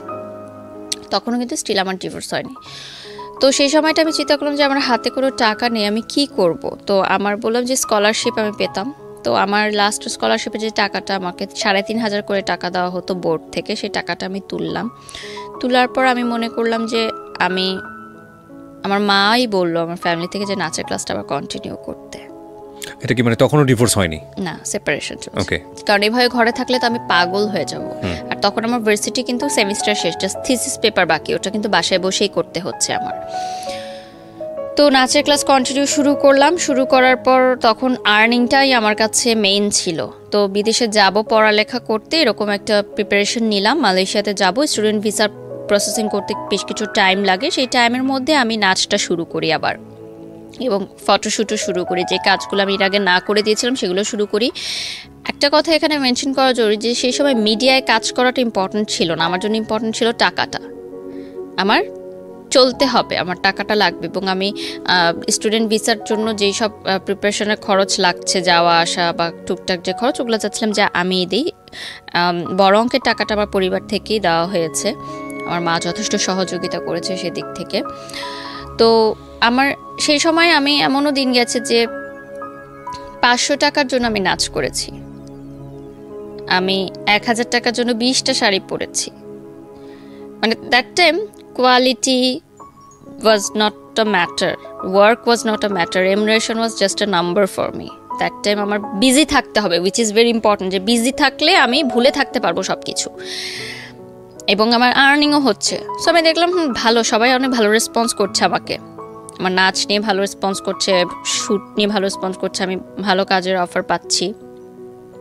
অবশ্যই অনেক বাজে প্রস্তাবের সম্মুখীনও আমার হতে হয়েছে যখন একটা নতুন মেয়ে মিডিয়াতে কাজ শুরু করে, যে কোনো সেক্টরে, আমি শুধু মিডিয়ার দোষ দিব না। অনেকেই সেটার মানে বাজে ফায়দা নিতে চায়, যেটাকে বলে হয়তো তারা মিডিয়া রিলেটেডও না, কিন্তু মিথ্যা প্রলোভন দেখায়, সেই প্রলোভনে অনেক মেয়ে ফাঁদে পা দিয়ে দেয়। সেটা আমি অনেকভাবে কাটিয়েছি, কারণ এর আগে আমি জীবনে অনেক কিছু দেখে এসেছি, তো আমি খুব বুঝতে পারতাম জিনিসগুলো। তো এরপর আমার নতুন জীবন শুরু হয় মালয়েশিয়াতে। আমি মালয়েশিয়া চলে যাই পড়ালেখা করতে, মাস্টার্স করতে মিডিয়া অ্যান্ড কমিউনিকেশন নিয়ে। আমার যে ভাইয়াটা ছিল, আমি ডর্মে উঠে গিয়ে আমাদের ইউনিভার্সিটির, আর যেহেতু নতুন দেশ, কিছু চিনি না, সো অবভিয়াসলি উনি হাতে ধরে সবকিছু চিনায়, মালয়েশিয়ার প্রতিটা রাস্তা, রোড, পড়াশোনা কিভাবে করতে হবে। এই ভাইয়াটা কি মানে আপনার এক্স বয়ফ্রেন্ডের best friend? Still now best friend ছিল, বাট তাকে নিয়ে আমার কোনো কথা হতো না। জাস্ট জানতাম হ্যাঁ সে ভালো আছে, তার এখনো বিয়ে হয়নি, সে ভালো আছে এবং সে লয়ার হয়ে গেছে। এখানে একটা টুইস্ট হচ্ছে যে মালয়েশিয়াতে যাওয়ার আগে, স্টুডেন্ট ভিসা নেওয়ার আগে যখন আমি এয়ারপোর্টটা পার হব, আমার কিন্তু পাসপোর্টে আমি মানে সিঙ্গেল করেছিলাম পাসপোর্টটা, সো তার আগে আমার ডিভোর্স দেওয়াটা জরুরি ছিল। আমার ডিভোর্সের লিগ্যাল লয়ার ছিল আমার এক্স বয়ফ্রেন্ড, কারণ দ্যাট টাইম আমি কাউকে চিনতাম না, মানে কোনো লয়ার চিনতাম না, এবং আমি ফ্যামিলিতে বলিনি যে আমি ডিভোর্স সাইন করছি, কারণ আমার ফ্যামিলি বলেছে যে তুমি ডিভোর্স দিও না যতক্ষণ না পর্যন্ত ছেলে ডিভোর্স দেয়। এবং আরেকটা কথা যে আমার দেনমোহর কাবিননামা কোনো টাকাই আমার শ্বশুরবাড়ি বা আমার হাজব্যান্ড পরিশোধ করেনি। যাই হোক, ওইটা আলাদা একটা চ্যাপ্টার, কিন্তু আমার কাছে এখানে সবচেয়ে বড় টুইস্টের জায়গাটা হচ্ছে আপনার এক্স বয়ফ্রেন্ড। তো এক্স বয়ফ্রেন্ড কি মানে প্রফেশনালিজমের জায়গাটা থেকে, প্রফেশনালিজমের জায়গা থেকে বলেছে, প্রফেশনালিজমের জায়গা থেকে, কিন্তু সে উইদাউট ফ্রি আমাকে এই কাজটা করে দিয়েছে। ডিভোর্স পেপারস সব রেডি করতে যে টাকাটা লাগে সেটা আমাকে সে ফ্রি করে দিয়েছে, এবং সে অনেকটা গিলটি ফিল থেকে এই কাজটা করেছে হয়তো, কারণ সে সবই তো জানে যে কি কারণে আমি বিয়েটা হয়েছে এবং কি কারণে আমার সংসারটা ভেঙেছে। এবং সে আপনি কি এগুলো শেয়ার করতেন তার সঙ্গে, মানে শেয়ারের মতো জায়গা কি তৈরি হয়েছিল? তার বেস্ট ফ্রেন্ডের সাথে শেয়ার করতাম, তো তার সে বেস্ট ফ্রেন্ড তার মাধ্যমে জানতো। তো আমাকে, যেহেতু আমার হাতে তখন কোনো টাকা ছিল না, তো ভাইয়া বলে যে তুমি ওর মাধ্যমে করাও এটা, তাহলে তোমার কোনো টাকা খরচ হবে না, আমি ওকে বলে দিচ্ছি, ও সমস্ত কাগজপত্র রেডি করে তোমার বাসায় দিয়ে যাবে, আমাকে কোর্টেও যেতে হবে না, অন্য কোনো লয়ার সেট করলে হয়তো আমাকে কোর্টে যেতে হতো বা কিছু করতে হতো। তো আমার বাসার কাছেই সে একটা রেস্টুরেন্টে নিয়ে আসে ডিভোর্স পেপার, তো আমি সাইন করে দিই। আমি অনেক কান্না করি সেদিন, মানে সে আমার চোখের দিকে তাকাতে পারছিল না, সে জাস্ট বলছিল তাড়াতাড়ি সাইন করো, আমার কাজ আছে, আমার যেতে হবে। মানে আমি সেদিন প্রথম লাইফে এত বছরে তার সাথে মানে একটু লাউড কথা বলেছি যে আমি এখানে ডিভোর্স পেপার সাইন করতেছি আর তোমার এখনো কাজের তারা, তুমি কি বুঝতে পারছো আমার জীবনটা এলোমেলো হয়ে গেছে তোমার জন্য? সে আমার চোখের দিকে তাকাতে পারছিল না, একবারও সে তাকায় নাই, আমার দিকে মুখ তুলেও সে তাকায় নাই, এবং মানে এমন একটা অ্যাটিটিউড করছিল যে সে চিনে না আমাকে, আমি কে, সে একজন লয়ার, আমি তার ক্লায়েন্ট। তো ডিভোর্স পেপার সাইন করার পর আমি মানে বাসার গেট পর্যন্ত ঢুকে আমাদের সিঁড়িঘর থেকে আবার দেখা যায় যে সিঁড়ি দিয়ে উপরে উঠছি কিনা, সিঁড়িঘরে একটা জানালা আছে, তো আমি জানালা দিয়ে দেখি সে নিচে দাঁড়িয়ে আছে, দেখার জন্য আমি যে সিঁড়ি দিয়ে উপরে উঠছি কিনা উপরে। তো উপরে উঠার পর আমি তাকে ফোন দিই, আমি বলছি কি ব্যাপার তুমি তাকিয়েছিলা কেন? কি আমি জাস্ট দেখতে যাচ্ছিলাম তুমি সেফলি ঘরে পৌঁছালো কিনা। মানে সেও বুঝেছে যে এই সিচুয়েশনটা যে একটা মেয়ের হচ্ছে সেটা সেই ঘটনা থেকেই। তখন আপনি তাকে লাভ করেন? লাভ করি, বাট মানে তখন এমন একটা ইয়া ছিল যে সে ফেরত আসলে আমি তাকে কখনো গ্রহণ করব না, বিশাল একটা অভিমান বা পর্দা তৈরি হয়ে গেছে যে এখন এত কিছু হয়ে গেছে, এখন তো আর পসিবল না, ভয়ঙ্কর রকমের একটা কষ্ট, ঘৃণা। হ্যাঁ, স্টিল লাভ করতাম। আরো কষ্টটা ছিল যে যেই মেয়ের কারণে আমাকে ছেড়ে গেল সেই মেয়ের সাথে কেন তাহলে তুই থাকলি না। এটা তো খুশি হওয়ার কথা, হিউম্যান নেচার সেটাই বলে। এটা আমার কাছে বিষয়টা অন্য, যে আমার ভালোবাসার মানুষ যদি আরেকজনের সাথে হ্যাপি থাকে তাহলে আমি চলে যাব, সে হ্যাপি থাকুক, বাট সে যদি হ্যাপি না থাকতে পারে সেখানে আমার প্রবলেম, যে তাহলে তুই আমাকে ছাড়লি কেন, মানে আমি এভাবে চিন্তা করি। তো যাই হোক, আমার মালয়েশিয়াতে নতুন লাইফ শুরু হয় ডিভোর্স দেওয়ার পর, এবং এরকম একটা লাইফ আমি কখনো দেখিনি। আমার প্রথম প্লেনে ওঠা, প্রথম বিদেশে যাওয়া, প্রথম সবকিছু দেখা। By the way, plane journey is very boring. আমি আমার ওঠার আগ পর্যন্ত আমি মানুষকে জিজ্ঞেস করতাম যে প্লেনে উঠছেন কেমন লাগছে, উঠছেন, খুবই বোরিং একটা জার্নি, এ ব্যাপারে কোনো সন্দেহ নাই। এর চেয়ে ভ্যানে চড়া অনেক ভালো, 4-5টা দেখা যায় অ্যাটলিস্ট। ওকে, যাই হোক, তো ফার্স্ট রাতে রঙিন দুনিয়া সবকিছু, মানে খুবই ভালো লাগা শুরু হলো, সব এক্সাইটমেন্ট, তো নতুন করে শুরু করা। তো তার মধ্যে কষ্টটা তো ছিলই। তো ওই যে বড় ভাইয়াটার কথা বললাম, that time he was single, এবং সে কিন্তু ছোট থেকে আমাকে দেখে আসছে যে আমি কিভাবে বড় হচ্ছি, একদম ক্লাস 7 থেকে। তো 1 মাস মালয়েশিয়াতে থাকার পর মানে ওনার বন্ধুরাই আমার বন্ধু হয়ে গেল, উনি সবখানে আমাকে নিয়ে যেতেন ঘুরতে, বিভিন্ন মালয়েশিয়ার বিভিন্ন দর্শনীয় স্থান দেখাতে, ঘোরাটোরা হলো। 1 মাস পরে সে মানে আমি হালকা হালকা বুঝতাম যে সে আমাকে পছন্দ করে, সামথিং মানে থাকে না যে বন্ধু যে একটু বেশি সম্পর্কটা, একটু কেয়ারিংটা, তো আমি বুঝতে পারতাম যে মেবি সে আমাকে লাইক করে, বা হয়তো পারে এটা সিম্প্যাথির জায়গা থেকে, বা অনেক বছর ধরে চিনে, বা নতুন জায়গায় এসেছি, সেটাও আমি কখনো এক্সপ্রেস করিনি, যেটা আমি বুঝতে পারছি। তো মালয়েশিয়াতে যে টুইন টাওয়ার আছে, ওই টুইন টাওয়ারের সামনে সে একদিন রাতে আমাকে প্রপোজ করে, যে আমি চাই না তুমি আর কষ্ট পাও, আমি চাই যে আমরা যেহেতু 10 বছর হয়ে গেছে তখন একসাথে আছি, সেটা যে হিসাবেই হোক আমি চাই যে আমরা একসাথে থাকি বাকিটা জীবন। সেদিন আমার কিন্তু প্রথম টুইন টাওয়ার দেখতে যাওয়া মালয়েশিয়াতে, এবং ওই দিনই প্রপোজটা করে, এবং সে আমাকে বলে যে আমি এতদিন করিনি, আমি ওয়েট করছিলাম যে কবে টুইন টাওয়ার সামনে আসবে, এটাকে আমি সামনে করব। তো আমার কাছে মনে হয় কি সেই সময় যে ভালোবাসা, বিয়ে এগুলো কোনো ব্যাপার না। ওনার সাথে যেহেতু আমার আন্ডারস্ট্যান্ডিং লেভেলটা অনেক ভালো ছিল এবং 10 বছর একটা মানুষকে চিনি, তো আমার মনে হয়েছে যে ঠিক আছে, এখন ফ্রেন্ডশিপটাই না হয় আমার লাইফের হয়ে গেল। ওকে ফাইন, মানে আপনার জায়গা থেকে সিগন্যালটা ছিল ইয়েস ছিল, বাট আমি বলেছি যে আমরা একসাথে ফ্রেন্ডদের মতোই থাকবো, ঠিক আছে রিলেশন থাকবে, বাট পরবর্তীতে আমরা দেখবো যেটা মানে বিয়ে করব আমরা, বাট এখন ফ্রেন্ড হিসেবে থাকবো, অ্যান্ড ফ্রেন্ড হিসেবেই ছিলাম, কজ 10 বছরের বন্ধুত্ব কিন্তু মানে রাতারাতি প্রেমের সম্পর্কে যায় না। সো আমাদের মধ্যে না ভালোবাসা যে বড় ছিল কি যে বন্ধুত্বের যে সম্পর্কটা এবং কমফোর্ট জোনটা এমন ছিল যে আমি আমার বাবা মার সাথে যেটা বলতে পারতাম না সেটা আমি ওনার সাথে বলতাম। তো দ্যাট টাইম আমি এতটা ব্রোকেন ছিলাম যে আমার মনে হয়েছে যে আমার কারো একটা হাত ধরা দরকার আমার বেঁচে থাকার জন্য, এবং সে আমাকে অনেক ভালোভাবে বুঝতো। লাইক আমি যদি মানে চুপও থাকতাম, কিছু নাও বলতাম, সে বলে দিত যে এখন ওর কফি খেতে ইচ্ছা করছে বা এখন ওর পাস্তা খাবে, মানে আমি কিছু বলার আগে সেটা বলে দিত। সো এই জিনিসটা আমাকে অনেক অবাক করতো যে একটা মানুষ এত ভালোভাবে কিভাবে আমাকে রিড করতে পারে। তো শুরু হলো আমার আরেকটা নতুন অধ্যায় লাইফের। সেই সময় সিকিউরিটিও কিন্তু একটা বড় ব্যাপার ছিল, নতুন দেশ, নতুন জায়গা, সবকিছু মিলে পড়াশোনার হেল্পের ব্যাপারে, এবং একটা পার্ট টাইম জবও করতাম আমি ইনকামের জন্য। তো সব কিছু মিলে ওই সময় আমার দাদি মারা গেলেন, এবং আমার মনে আছে ফ্লাইটের আগের দিন আমার দাদি বলছিলেন, অনেক কান্নাকাটি করছিলেন যে যেও না মা, যেও না, যেও না দাদু, যেও না। তো বলছি কেন যাবো না, কেন আমি তো আবার আসবো, যদি এটাই শেষ দেখা হয়। তখন আমি বলছি কেন এরকম কথা বলো, এরকম কথা কেন বলো, আমি তো আবার আসবো, আর মালয়েশিয়া তো কাছেই, আমি সেমিস্টার ব্রেকেই চলে আসবো। তো সে যখন মারা যায় আমার পাসপোর্টটা ইউনিভার্সিটির কাছে ছিল। যারা বিদেশে পড়াশোনা করতে গেছেন তারা হয়তো জানেন যে কিছুদিন 15 দিন ওই ইউনিভার্সিটির কাছে পাসপোর্টটা জমা রাখতে হয়। সো আমি কিন্তু বাংলাদেশে যেতে পারিনি, আমার দাদিকে আমার শেষবার মতো আমি দেখতে পারিনি। তো ওই জায়গাটা আমাকে খুব কষ্ট দেয় যে আজকে যদি আমার দাদি না হয় আমার অন্য কেউ হতো, তাহলেও তো আমি যেতে পারতাম না। তাহলে এটা কোন জীবনে আমি আসলাম যে আল্লাহ না করুক যদি আজকে আরো কোনো বিপদ হতো তাও তো আমি যেতে পারতাম না।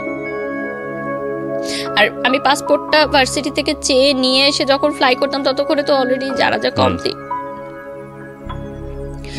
তো যাই হোক, এই থাকাটা খাওয়ার পর আমি পড়াশোনাও তেমন কিছু বুঝতে পারছিলাম না যে কি হচ্ছিল, কারণ পড়াশোনার পর একটা অনেক ব্রেকডাউন ছিল। তো আমার মানে আমার না মাথায় কিছু ঢুকছিল না পড়াশোনাটা আসলে।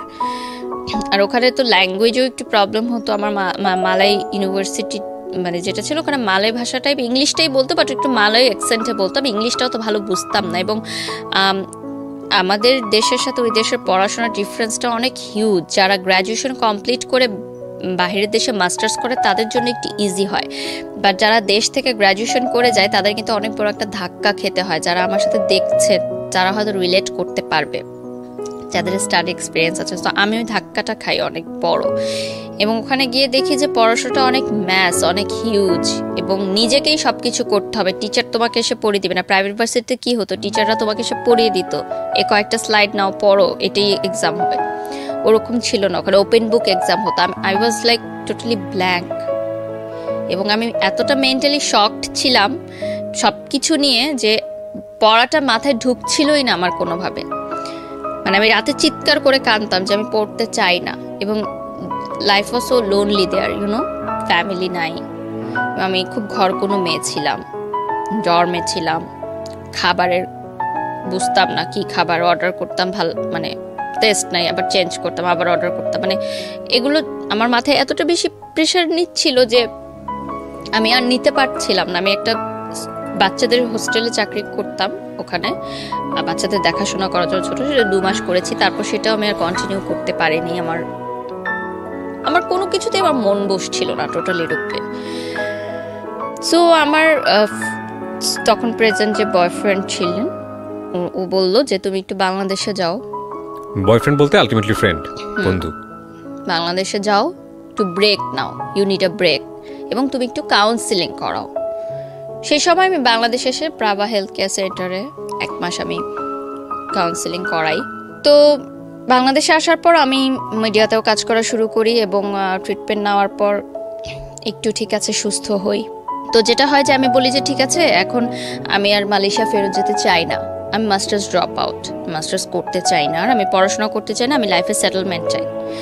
এবং আমি আমার ফ্যামিলি থেকে বলে যে স্বাভাবিকভাবেই তখন যে বয়সটা আমার ছিল, মানে 25-এর আগে বলছি, যে 24 বছরের কথা বলছি, মানে 1 বছর বা তার 1.5 বছর আগের কথা।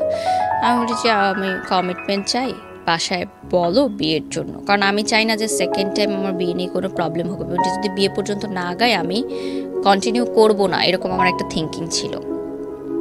যেহেতু আমার ডিভোর্স আছে, এবং আপনি জানেন ডিভোর্সি মেয়েদেরকে পরের বার বিয়ে করতে হলে কতটা বেগ পেতে হয় বাংলাদেশের, আমি জানি না, মানে I don't have any experience. মানসিকতার মানে প্রেক্ষিতে, মানে সামাজিকতার ছেলেকে যতটা বেগ পেতে হয় তার চেয়ে অনেক গুণ বেশি বেগ পেতে হয়, এটা আমি বিশ্বাস করি। হ্যাঁ, তো যেটা হয় যে আমার সে বাসায় যখন বলে, বাসা থেকে স্ট্রেট না বলে দেয় যে পসিবল না, কারণ আমি ডিভোর্সি, 1, 2 হচ্ছে সে মিডিয়ায় কাজ করে, ওর বাসা থেকে না করে দেয়।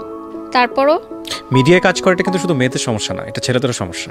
মানে মিডিয়ার মানুষ মানে মিডিয়ার মানুষ মানেই ধরে নেওয়া হয় যে এদের ঝামেলা আছে এবং সংসার টিকে না। এটা আসলে সংসার টিকে না বলতে যেটা যে শুধু তা না, মানে ক্যারেক্টারগত ব্যাপারও বলা হয়। এটা আমি বলছি না যে মিডিয়ার সবাই ধোয়া তুলসীর পাতা, নট লাইক দিস। প্রকাশ হয় বেশি, এক্স্যাক্টলি, ফোকাসড হয় অনেক বেশি। প্লিজ সাবস্ক্রাইব করতে ভুলবেন না, সাবস্ক্রাইব করার পরে নোটিফিকেশন বাটনটি অন করে নেবেন। ওকে, আমরা যেখানটায় ছিলাম, তারপরও সে বলে যে ঠিক আছে আমি পরবর্তীতে মানিয়ে নিব, আমরা চালিয়ে যাই। তো মানিয়ে নেওয়ার বিষয়টা আসলে পরবর্তীতে আর সে মানিয়ে নেওয়াটা আমি দেখলাম যে তার কিন্তু তখন মাস্টার্স কমপ্লিট এবং সে অলরেডি ব্যবসা করছে, তার বাবার ব্যবসাটাই সে দেখে। এবং যেটা হলো যে একটা টাইমে আমি বুঝতে পারলাম যে সে আমার জন্য বিয়ে করতে পারছে না, তার বিয়েটা আটকে আছে শুধুমাত্র আমার জন্য, তার ফ্যামিলি থেকে বিয়ের চাপ দিচ্ছে, সে আমাকেও ছাড়তে পারছে না। এবং একটা টাইমে গিয়ে আমি বুঝলাম যে এটা আসলে লাভ না, এটা আসলে সিম্প্যাথি ছিল, একটা করুণা ছিল। সে ছোট থেকে আমাকে যেভাবে দেখে এসেছে, তার একটা করুণা সৃষ্টি হয়েছে আমার জন্য, যে সেই করুণা থেকে সে আমার সাথে রিলেশনে গেছে। That was not love. Same thing again. কারণ লাভের যেই সম্পর্কগুলো থাকে, বয়ফ্রেন্ড গার্লফ্রেন্ডের যে সম্পর্কটা থাকে, সেটা ছিল না। কিন্তু হই হলো পার্টি মাস্তি, ফ্রেন্ড দোস্ত, তুই ডাকতাম আমি তাকে। মানে একটা টাইম যাওয়ার পর আমি মনে হচ্ছে যে ওই ক্লাস 7-এর প্রেমটা কিন্তু আমি আর পাইনি। মানে ওই প্রেমটাই আমাকে নাড়া দেয়। যে আমি তো প্রেম ওভাবেই করতে চেয়েছি যে তার বাসার সামনে দিয়ে গেলে আমার হার্টবিট বেশি হবে, তার নামটা শুনলে আমার মানে অস্থির লাগবে, তার জন্য আমি অলওয়েজ ওয়েট করব। আমি জানি না এই অসহ্য যন্ত্রণাগুলো মানুষ কেন এতটা পছন্দ করে, ভয়ঙ্কর যন্ত্রণাজনক জিনিস। মনে হলো যে এটা শুধু বন্ধুত্ব, ফ্রেন্ডশিপ এন্ড মানে একটা বলে না লাইক এন্ড লাভের মধ্যে কিন্তু একটা খুব চিকুন একটা লাইন আছে। ওকে, সেই লাইনটা কিন্তু অনেকে বুঝতে পারে না, অনেকে লাইকটা কিন্তু লাভ মনে করে, বাট এটা কিন্তু পরবর্তীতে গিয়ে মানুষ রিয়েলাইজ করে যে টু থিংস আর ডিফারেন্ট। এবং এটাকে এক করাটা কিন্তু বোকামি, কারণ লাইক নিয়ে আসলে বেশি দিন চলা যায় না। একটা মানুষকে পছন্দ করেন, সেটা নিয়ে আসলে সংসার করা যায় না। তো সামহাও যেটা আমি বুঝতে পারলাম যে আমার তরফ থেকে এবং তার তরফ থেকেও জিনিসটা মিউচুয়ালি আন্ডারস্ট্যান্ডিংয়ে জিনিসটা হলো যে ঠিক আছে আমি অন্য জায়গায় ট্রাই করব, আমি অন্য জায়গায় বিয়ের জন্য দেখব, তুমি তোমার বিয়ের জন্য দেখো। এর মধ্যে তার বাবা মার সাথে আমার একবার সিটিং হয়। তার বাবা মা আমাকে মানে বলে যে আমাদের ফ্যামিলিতে এরকম কোনো নেই যে ডিভোর্সি মেয়ে আমরা বিয়ে দেওয়াই, এবং তুমি একসময় নাচ করতে, মিডিয়াতে কাজ করো, এখনও বিয়ের পর মিডিয়াতে কাজ করতে পারবে না, হিজাব পড়তে হবে এবং ডিভোর্সি ব্যাপারটা এটা গোপন রাখতে হবে ফ্যামিলির কাছ থেকে, যেটা পসিবল না আমার পক্ষে। কারণ সোশ্যাল মিডিয়ার যুগে কিন্তু এখন কোনো কিছু গোপন থাকে না। যেহেতু আমি আমার হাজব্যান্ডকে নিয়ে অনেক পিকচার শেয়ার করতাম এবং স্টিল 4 ইয়ার্স হয়ে গেছে আমার ডিভোর্সের, এখনও মানুষজন ছবি ছবিতে আমি কোনো একটা ছবি পোস্ট করলে সেখানে আমাকে প্রচুর বাজে মন্তব্য পেতে হয় মানুষজনের। আজকের এই এপিসোডটা দেখার পর হয়তো যারা বাজে মন্তব্য করতেন তারা হয়তো কিছুটা হলেও বুঝবেন যে এমনও আমাকে শুনতে হয়েছে যে হাজবেন্ডের টাকায় 4 বছর প্রাইভেট ইউনিভার্সিটিতে পড়ে তারপর ছেড়ে দিয়েছে। না, আমি যে কথাটা বললাম যে অসংখ্য বাজে মন্তব্য আসবে, বাজে মন্তব্য আসবে, কিছু থাকে না যে বোঝেই না, জাস্ট একটু দেখেছে, দেখেই ওখানেই কমেন্টস করা শুরু। মানে ফেসবুকটা হয়ে গেছে কিছু কিছু মানুষের জন্য, কিছু কিছু না, অনেক মানুষের জন্য আমি বলবো, হিউজ গ্রুপ। সোশ্যাল বুলিংটা বন্ধ করা, social bullying and it's like মানে নিজের যত রকমের প্যাম্পার্ড অবস্থা আছে, যত রকমের ফ্রাস্ট্রেশন আছে, সেটা উগরে দেওয়ার জায়গা হচ্ছে ফেসবুক। এবং যখন আমার রিলেশন হলো, আমার আগের হাজবেন্ডের ছবিগুলো কিন্তু তাকে ইনবক্স করতো দুনিয়ার মানুষ, চেনে না বলতে যে আপনি কি জানেন ওনার এর আগে বিয়ে ছিল, এই দেখেন ওনার হাজবেন্ডের ছবি ভিডিও সহ। আমি আসলে কখনোই চাইনি যে আমার পরবর্তীতে যে দ্বিতীয় বিবাহটা হবে সেখানে আমি আমার অতীতটাকে গোপন রাখবো বা কিছু। আমি সবসময় চেয়েছি যে আমার অতীতটা মেনে নিয়ে এবং আমার ক্যারিয়ারটা মেনে নিয়ে, কারণ এর আগে আমি অনেকবার স্যাক্রিফাইস করেছি। সো এইবারও আমি চাইনি যে আমার স্যাক্রিফাইসটা হোক, কারণ আমি দেখেছি যে এই যে কালচারাল অ্যাক্টিভিটিস যে আমি শিখেছি ওইটার জন্যই কিন্তু আজকে আমি দাঁড়িয়ে আছি নিজের পায়ে, আমি 2 টাকা ইনকাম করতে পারছি। কারণ সেই সময় গ্র্যাজুয়েশন পাশ করে কেউ আমাকে চাকরি দিত না। এই দুনিয়াতে চাকরির বাজারটা এরকম যে এত সহজ না। আপনি কি করলেন ওই সময় যখন আপনারা ডিসিশন নিয়ে ফেললাম দুইজন মিলে যে ঠিক আছে তুমি তোমার মতো ডিসিশন, আমি আমার মতো, দ্যাট মোমেন্টটা এসে কি আপনি কোথাও জয়েন করলেন? মানে আপনি তো এখন কোথায় একটা টেলিভিশন চ্যানেলে, দুটো টেলিভিশন চ্যানেলে এখন প্রেজেন্টার হিসেবে, দুটো টেলিভিশন চ্যানেলে, আচ্ছা, এবং আমি প্রফেশনালি মিডিয়াতে কাজ করছেন এবং আমার এখন মান্থলি ইনকাম আলহামদুলিল্লাহ অনেক ভালো, যেটা আমি এবং আমার ফ্যামিলি সাপোর্ট করতে পারি। ও ওয়াও, জোস। তো আপনি বেসিক্যালি মডেলিং করছেন? জি। তারপরে হচ্ছে নাচ করছেন এবং প্রেজেন্টেশনে আছেন, লটস অফ জব। সো এটা নিজেকে সার্ভাইভ করার জন্য enough, I think. So fully media professional. G, media কর্মী হিসেবেই আছি, যেহেতু আমি মাস্টার্স ড্রপ আউট, সো আমার মাস্টার্স করার সুযোগ হয়নি। এবং এই ডিসিশন নেওয়ার পর আমি বেশ কয়েকটা জায়গায় বিয়ের জন্য বলেছি আমার ফ্যামিলিগতভাবে, বা আমি সবাই ছবি দেখে খুব আগ্রহ দেখায়, আমার খুব সুন্দর দেখতে, ঠিক আছে। যখন শুনে যে ডিভোর্সড এবং নাচ করে, নাই, ডিভোর্স পর্যন্ত শুনে, নাচটা শুনে না, প্রফেশনটা তো পরে, যখনই আমার ফ্যামিলি থেকে বলে বা আমি বলি আর কোনো রেসপন্স দেয় না। আমার মনে হয়েছিল যে একটা পর্যায়ে যে একটা দাগ লেগে গেছে গায়ে, এটা আর কখনো মুছতে পারবো না আমি। অনেকে হয়তো হাইড করে চলে জিনিসটা, বাট আমি কখনো চাইনি হাইড করে চলবে, এবং হাইড করা আসলে পসিবল না। এখন সোশ্যাল মিডিয়াতে সবকিছু আসলে প্রকাশ হয়ে যায়। আমি ইম্পসিবলের জায়গাটায় পড়ে যাই। আমরা তো গল্পের যে জায়গাটা দাঁড়িয়ে আছে এখানে অনেকগুলো কথা বলার আছে। একটা হচ্ছে যে লাইফের লার্নিংটা কি, আর একটা হচ্ছে যে আপনার ফাইটিং। আচ্ছা, ওনার এখন বিয়ে হয়ে গেছে। কার? আপনার যে বয়ফ্রেন্ডের যে লয়ার যে ছিল? না, তাহলে প্রেজেন্ট যে ছিল, মানে আচ্ছা, ও বিয়ে করে নিয়েছে, ঠিক আছে, এটা এটা মধ্যে তার বিয়ে হয়ে গেছে। এটা আমার আসলে খুব বেশি কনসার্নও না, কিন্তু যে মানুষটার জন্য আপনার এই লাইফটা বলা যেতে পারে, আই এম হ্যাপি। কারণ কি যে আমার জন্য একজনের লাইফ আটকে ছিল, তো ঠিক আছে, সে এখন হ্যাপিলি ম্যারিড আছে, আমি তাকে উইশও করেছি তার বিয়ের দিনে। ফাইন, এটা আপনাকে খুব একটা পেইন দিবে না আমার ধারণা, কারণ আপনি অন্তত এই ঘটনার ভিতর দিয়ে ততটুকু ম্যাচিউর হয়েছেন। তো ছিলাম, আমি তো জানতাম যেটা আমার হবে না, so I was mentally prepared. তার মানে দেখেন ওনার 25 বছরের জীবনে কত ধরনের অভিজ্ঞতা। একটা হচ্ছে যে সবচেয়ে ভালো কাছের বন্ধুটাও কিন্তু শুধুমাত্র এই ডিভোর্স তকমার কারণে কিন্তু তার লাইফে আসেনি। সো এটা কত ভয়ঙ্কর একটা ব্যাপার, আমাদের সোশ্যাল স্টিগমা বলি বা সোশ্যাল ট্যাবু বলি বা যাই বলি না কেন, এটা কত ভয়ঙ্কর একটা ব্যাপার। আচ্ছা, এই প্রসঙ্গে যাওয়ার আগে আমি আরও কয়েকটা বিষয় একটু ক্লিয়ার হতে চাই। যেই ছেলেটাকে ভালোবেসে জীবনটা এরকম হলো, তার কি অবস্থা? সে এখন ভালো নেই। মানে সে কি বিয়ে শাদী করেছে? না, তার কোনো রিলেশনই হচ্ছে না এখন টোটালি। সে খুবই একাকিত্ব আছে এবং তার মানে প্রফেশনেও সে ভালো করতে পারছে না, এবং সে আমাকে কয়েকদিন আগে ফোন করে বলেছে যে আমার অভিশাপের কারণে নাকি তার জীবনটা এমন হয়েছে। No, we are kidding, boss. No, it's okay. সে অনেক ভালো করবে, cause আমি সবসময় দোয়া করি। কারণটা হচ্ছে কি, ওই সময়টা বা ওই বয়সটা আসলে জাজমেন্টে যাওয়ার বয়স না, এবং কিন্তু সে কিন্তু সবচেয়ে ভালো রোলটা প্লে করেছে আপনার যখন সংসারটা হয়েছে তখন, আমি মনে করি। কজ ওই সময়টাতে সে আপনাকে যদি ইমোশনালি, যেটা আপনি বলেছেন, ইমোশনালি ব্ল্যাকমেইল করতো, ডেফিনেটলি চলে যেতেন। এবং আমার ধারণা আপনার গল্প শুনে যে ও যদি এসে এখনো আপনার সামনে দাঁড়ায়, আপনি ঠিক থাকতে পারবেন না। পারবেন না, ডেফিনেটলি পারবেন না। জীবনে কিছু লাভ থাকে, সবারই থাকে কম বেশি এইরকম দুই একটা লাভ, এইটা ইজ কোয়াইট এক্সেপশনাল। তবে আমি আপনার সাথে ওই জায়গাটায় দ্বিমত পোষণ করি যে এই ধরনের মানুষরা জীবনে এসে সংসার জীবনে কতটুকু সুখী হয় আমি জানি না, তবে এটা যদি এরকম হতো যে এই ভালোবাসার জায়গাটা সারা জীবন শ্রদ্ধার জায়গাতেই আছে, এই ভালোবাসার জায়গাটা সারাটা জীবন এক্সপেক্টের জায়গাতেই আছে, কিন্তু জীবনে কোনো ক্ষতি করেনি, অদ্ভুত সুন্দর একটা জায়গাতে আছে, রেসপেক্টের জায়গাতে আছে, তাহলে একটা অনবদ্য সুন্দর একটা গল্প হতে পারতো। কিন্তু এটা আপনার এই ম্যাচিউর বয়সে আসার কারণে জীবনটা যেটা হয়েছে, এবং যে সবচেয়ে বড় ক্ষতিটা হচ্ছে এডুকেশন। তবুও আপনি দাঁড়িয়ে গেছেন আমি বলবো, কারণ আপনার ফ্যামিলি সাপোর্ট এবং আপনার সেই এডুকেশনাল স্পৃহা ছিল বলে আপনি দাঁড়িয়েছেন। কিন্তু আপনার এই একই কেসে পড়ে বাংলাদেশের অনেক মেয়ে আছে যাদের জীবনটা একেবারে শেষ হয়ে যায়, বুঝে সহ্য করছে, শুধু সহ্য না, শেষ হয়ে যায়। এবং ওই যে ফাঁসির রশির কথা বলছিলেন না, অনেকে ঝুলেও পড়ে। আরেকটা কথা হচ্ছে যে ওই যে বেবির যে কথাটা বললাম, অনেকে কিন্তু বাচ্চার কারণেও আসতে পারে না। অনেকে মানে আমি মনে করি যে যা হয় ভালোর জন্যই কিন্তু হয়। যে 10 বছর পর আমি বুঝছি যে সেই বাচ্চাটা যদি আমি তখন নিতাম, সামহাও যদি আসতো, তাহলে কি হতো আমার এখন অবস্থা, আমি সেটা আসলে চিন্তা করে ঘুমাতে পারি না। আপনাকে আমি শেষ বেলাতে যে প্রশ্নটা করতে চাই, এই গল্পটা আজকে আপনি কেন বললেন, মানে এই লাখ লাখ মানুষের সামনে? প্রথম পয়েন্ট যেটা, যে একটা মেয়ের কখনোই আরেকজনের উপর নির্ভরশীল হওয়া উচিত নয়। ফার্স্ট অফ অল তাকে এডুকেশনের দিক থেকে তাকে প্রচুর এগিয়ে যেতে হবে, যেটা আমি এখন প্রিপারেশন নিচ্ছি, আমি মাস্টার্স করবো ইন ফিউচার, যেটা আমার হয়নি করা। এবং ফাইন্যান্সিয়াল সাপোর্টটা নিজেরটা দিতে হবে, তাহলে যে কোনো ডিসিশন নেওয়াটা সহজ হবে। আরেকটা হচ্ছে যে কাউকে ভুলার জন্য কাউকে ইউজ না করো, যেটা আমি করেছিলাম। ইউজ বলতে হলে শিফট না করো, এটা একটা অনেকগুলো লেসন আছে। 3 নাম্বার, সবচেয়ে বড় কথা হচ্ছে প্রেম তো আমরা আটকে রাখতে পারবো না, এটা জীবনে আসবেই, এবং এটা বলে করে নক করে আসবে না যে তোমার ভালো লাগাটা শুরু হচ্ছে কালকে থেকে, না, নট লাইক দিস, এটা আসবেই। কিন্তু এইটা যাতে ক্ষতি না করে সেটার জন্য যে বিষয়টা খুব জরুরি সেটা হচ্ছে শেয়ারিং।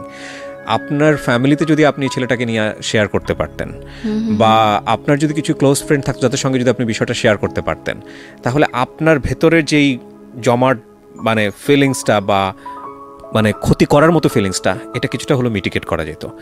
সো আমি মনে করি যে ক্লাস 5-এ ক্লাস 6-এ প্রেম চলে আসা এটা অস্বাভাবিক কিছু না, কিন্তু এটাকে দমানোর জন্য যে পদ্ধতি অবলম্বন করা হয়, ভালো করে কাউন্সিলিং না করে, না বুঝিয়ে যে বাবা এখনই বয়স হয়নি, বাবা এটা এই জিনিসটা না, এটা এরকম না, বা যে জীবন পদ্ধতির মধ্য দিয়ে আমরা তাদেরকে সন্তানদেরকে বড় করছি সেখানে জীবন পদ্ধতির মধ্যে পরিবর্তন না নিয়ে আসা, এই বিষয়গুলা অনেক বেশি হ্যাম্পার করে। তো সেক্ষেত্রে আমি আপনার ফ্যামিলির রোলটাকেও ছোটো করে দেখতে চাই না, আমি মনে করি ফ্যামিলিরও একটা অনেক বড় ভূমিকা এখানে আছে।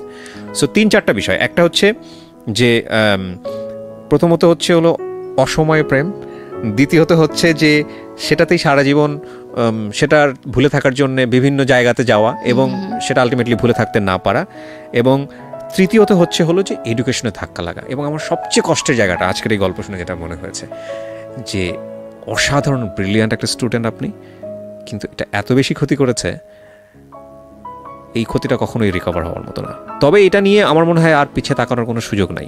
সো আপনি কি চিন্তা করছেন, ভবিষ্যৎ চিন্তা কি এটাই, আপনি পুরোপুরি মিডিয়াতেই থাকবেন এরকম কোনো চিন্তা? মিডিয়া কর্মী হিসেবে কাজ করব, যেহেতু আমার মানে দুঃখের সময় এটা আমাকে মানে দাঁড় করিয়েছে, আমি কখনো এটাকে ছাড়বো না। দর্শক যতদিন আমাকে গ্রহণ করে আমি কাজ করবো, এবং আমার কাজ করতে ভালো লাগে এখন। এবং এখন যেটা চাই যে কেউ মানে মনে হয় যে একটা সময় আমি টাকার জন্য এখানে কাজ করতাম, ডেডিকেশন দিয়ে কাজ করতাম না, প্যাশনের জায়গাটা আমার ছিল না। বাট এখন আমার মনে হয়েছে যে এখন আমি এটাকে মানে প্যাশন হিসেবে ডেডিকেশন দিয়ে কাজ করব। ডেফিনেটলি আমরা গুড উইশ করি। আপনার বারিশা, বাট মিডিয়াতে সবাই ছোট করে ডাকতে ডাকতে বারিশ হয়ে গেছে। আচ্ছা, বারিশা মানে তো বৃষ্টি, বারিশ মানেও বৃষ্টি, সমুদ্র। ও আচ্ছা, তাহলে বারিশাটাই বলি। সো এটা একটা ভালো বিগিনিং আমি মনে করি। তবে এটা ঠিক শেষবেলাতে এসে আমরা তো সমাজটাকে রাতারাতি পরিবর্তন করতে পারবো না, তবে আমাদের এই সমাজটাও একসময় পরিবর্তন হবে। তবে কোনো সমাজে আসলে সমস্যা বিবর্জিত সমাজ না। আমরা ইউরোপ বা ওয়েস্টার্ন কান্ট্রিতে মনে করি যেগুলো কোনো ব্যাপার না, কিন্তু ওখানে গিয়ে দেখেন ওখানকার সোশ্যাল প্রবলেমগুলো আরও হয়তো বা জটিল। তো এটা আমাদের সমাজে হয়তো এগুলো পরিবর্তন আসবে একটা সময়, এটা আমরা বিশ্বাস করি। তবে এটা ঠিক আমি আমার জায়গা থেকে যেটা মনে করি, যে জীবন যত বেশি অভিজ্ঞতাপূর্ণ সেই জীবন তত বেশি রেসপেক্টেড। আপনি আপনার এই 25 বছরের জীবনে যে অভিজ্ঞতাগুলো পেয়েছেন সেগুলো আপনার নেক্সট 25 ইয়ার্সকে সুন্দর করে দিতে পারে যদি আপনি সেই অভিজ্ঞতাগুলোকে কাজে লাগান। এবং আমি এটাও বিশ্বাস করি যে আপনি আপনার 25 বছরের জীবনের অভিজ্ঞতা যা আপনি আজকে এখানে শেয়ার করলেন, আমাদের সমাজে অনেক মেয়ে এতটা সাহস দেখাবে না, আপনি ডেফিনেটলি সেখানে অনেক ব্রাভো একটা রোল দেখিয়েছেন, এবং সেটা অনেক মেয়েকেই সুন্দর পথ দেখাবে, সঠিক পথ দেখাবে। এবং শুধু মেয়ে, আমি মনে করি পরিবারকেও অনেক সময় সুন্দর পথ দেখাবে যে একটা মেয়েকে কীভাবে বড় করতে হয়। Thank you so much. আমি অনেক বেশি অনার ফিল করছি যে আপনি আমাকে নক দিয়েছেন, ইনফ্যাক্ট ফেসবুকে গল্পটা বলার জন্যে, যে আপনি নক দিয়েছেন এবং আফটার তো করোনা না, আসলে করোনার যে ব্রেক, সেই ব্রেকের পরে এত চমৎকার এত সুন্দর একটা গল্প দিয়ে আমি জীবন গল্পটা আবার শুরু করতে পারলাম। নিজেকে অনেক মানে ভালো লাগছে, ভালো ফিল হচ্ছে যে আমি গল্পটা সবার সাথে শেয়ার করতে পেরেছি। অ্যাটলিস্ট যে অজানা তথ্যগুলো ছিল এবং মানুষ যে অনেক ধরনের কথা বলতো আমাকে নিয়ে, সবাইকে তো আসলে এত ডিটেলসে বলা পসিবল না। সো আজকের এই অনুষ্ঠানের মাধ্যমে হয়তো তারা বুঝতে পারবে যে আমি মানে কেন আজকে এই জায়গাটায়। অনেকেই বলে যে ডিভোর্স দেওয়ার পর মিডিয়ায় কাজ করা শুরু করেছে, বাট বিষয়টা তো আসলে সেরকম ছিল না। বিষয়টা কোনো মেয়েই কখনো স্বপ্ন দেখে না যে তার মানে সাজানো সুখের সংসারটা ভেঙে যাবে। Right right true. এবং আমি মনে করি বলা উচিত, যারা যত বেশি এই বিষয়গুলো স্পিক আউট হবে, যত বেশি এই বিষয়গুলো মিডিয়াতে আসবে, যত বেশি এই বিষয়গুলো মানুষের সামনে আসবে, তত বেশি মানুষের চিন্তার জায়গাগুলো ওপেন হবে। মুখ বুজে সহ্য করার দিন আসলে নেই। সো থ্যাংক ইউ আবারও আপনাকে আমাদের এই অনুষ্ঠানে আসার জন্য। অনেক ভালো থাকবেন আপনি। ধন্যবাদ। ধন্যবাদ।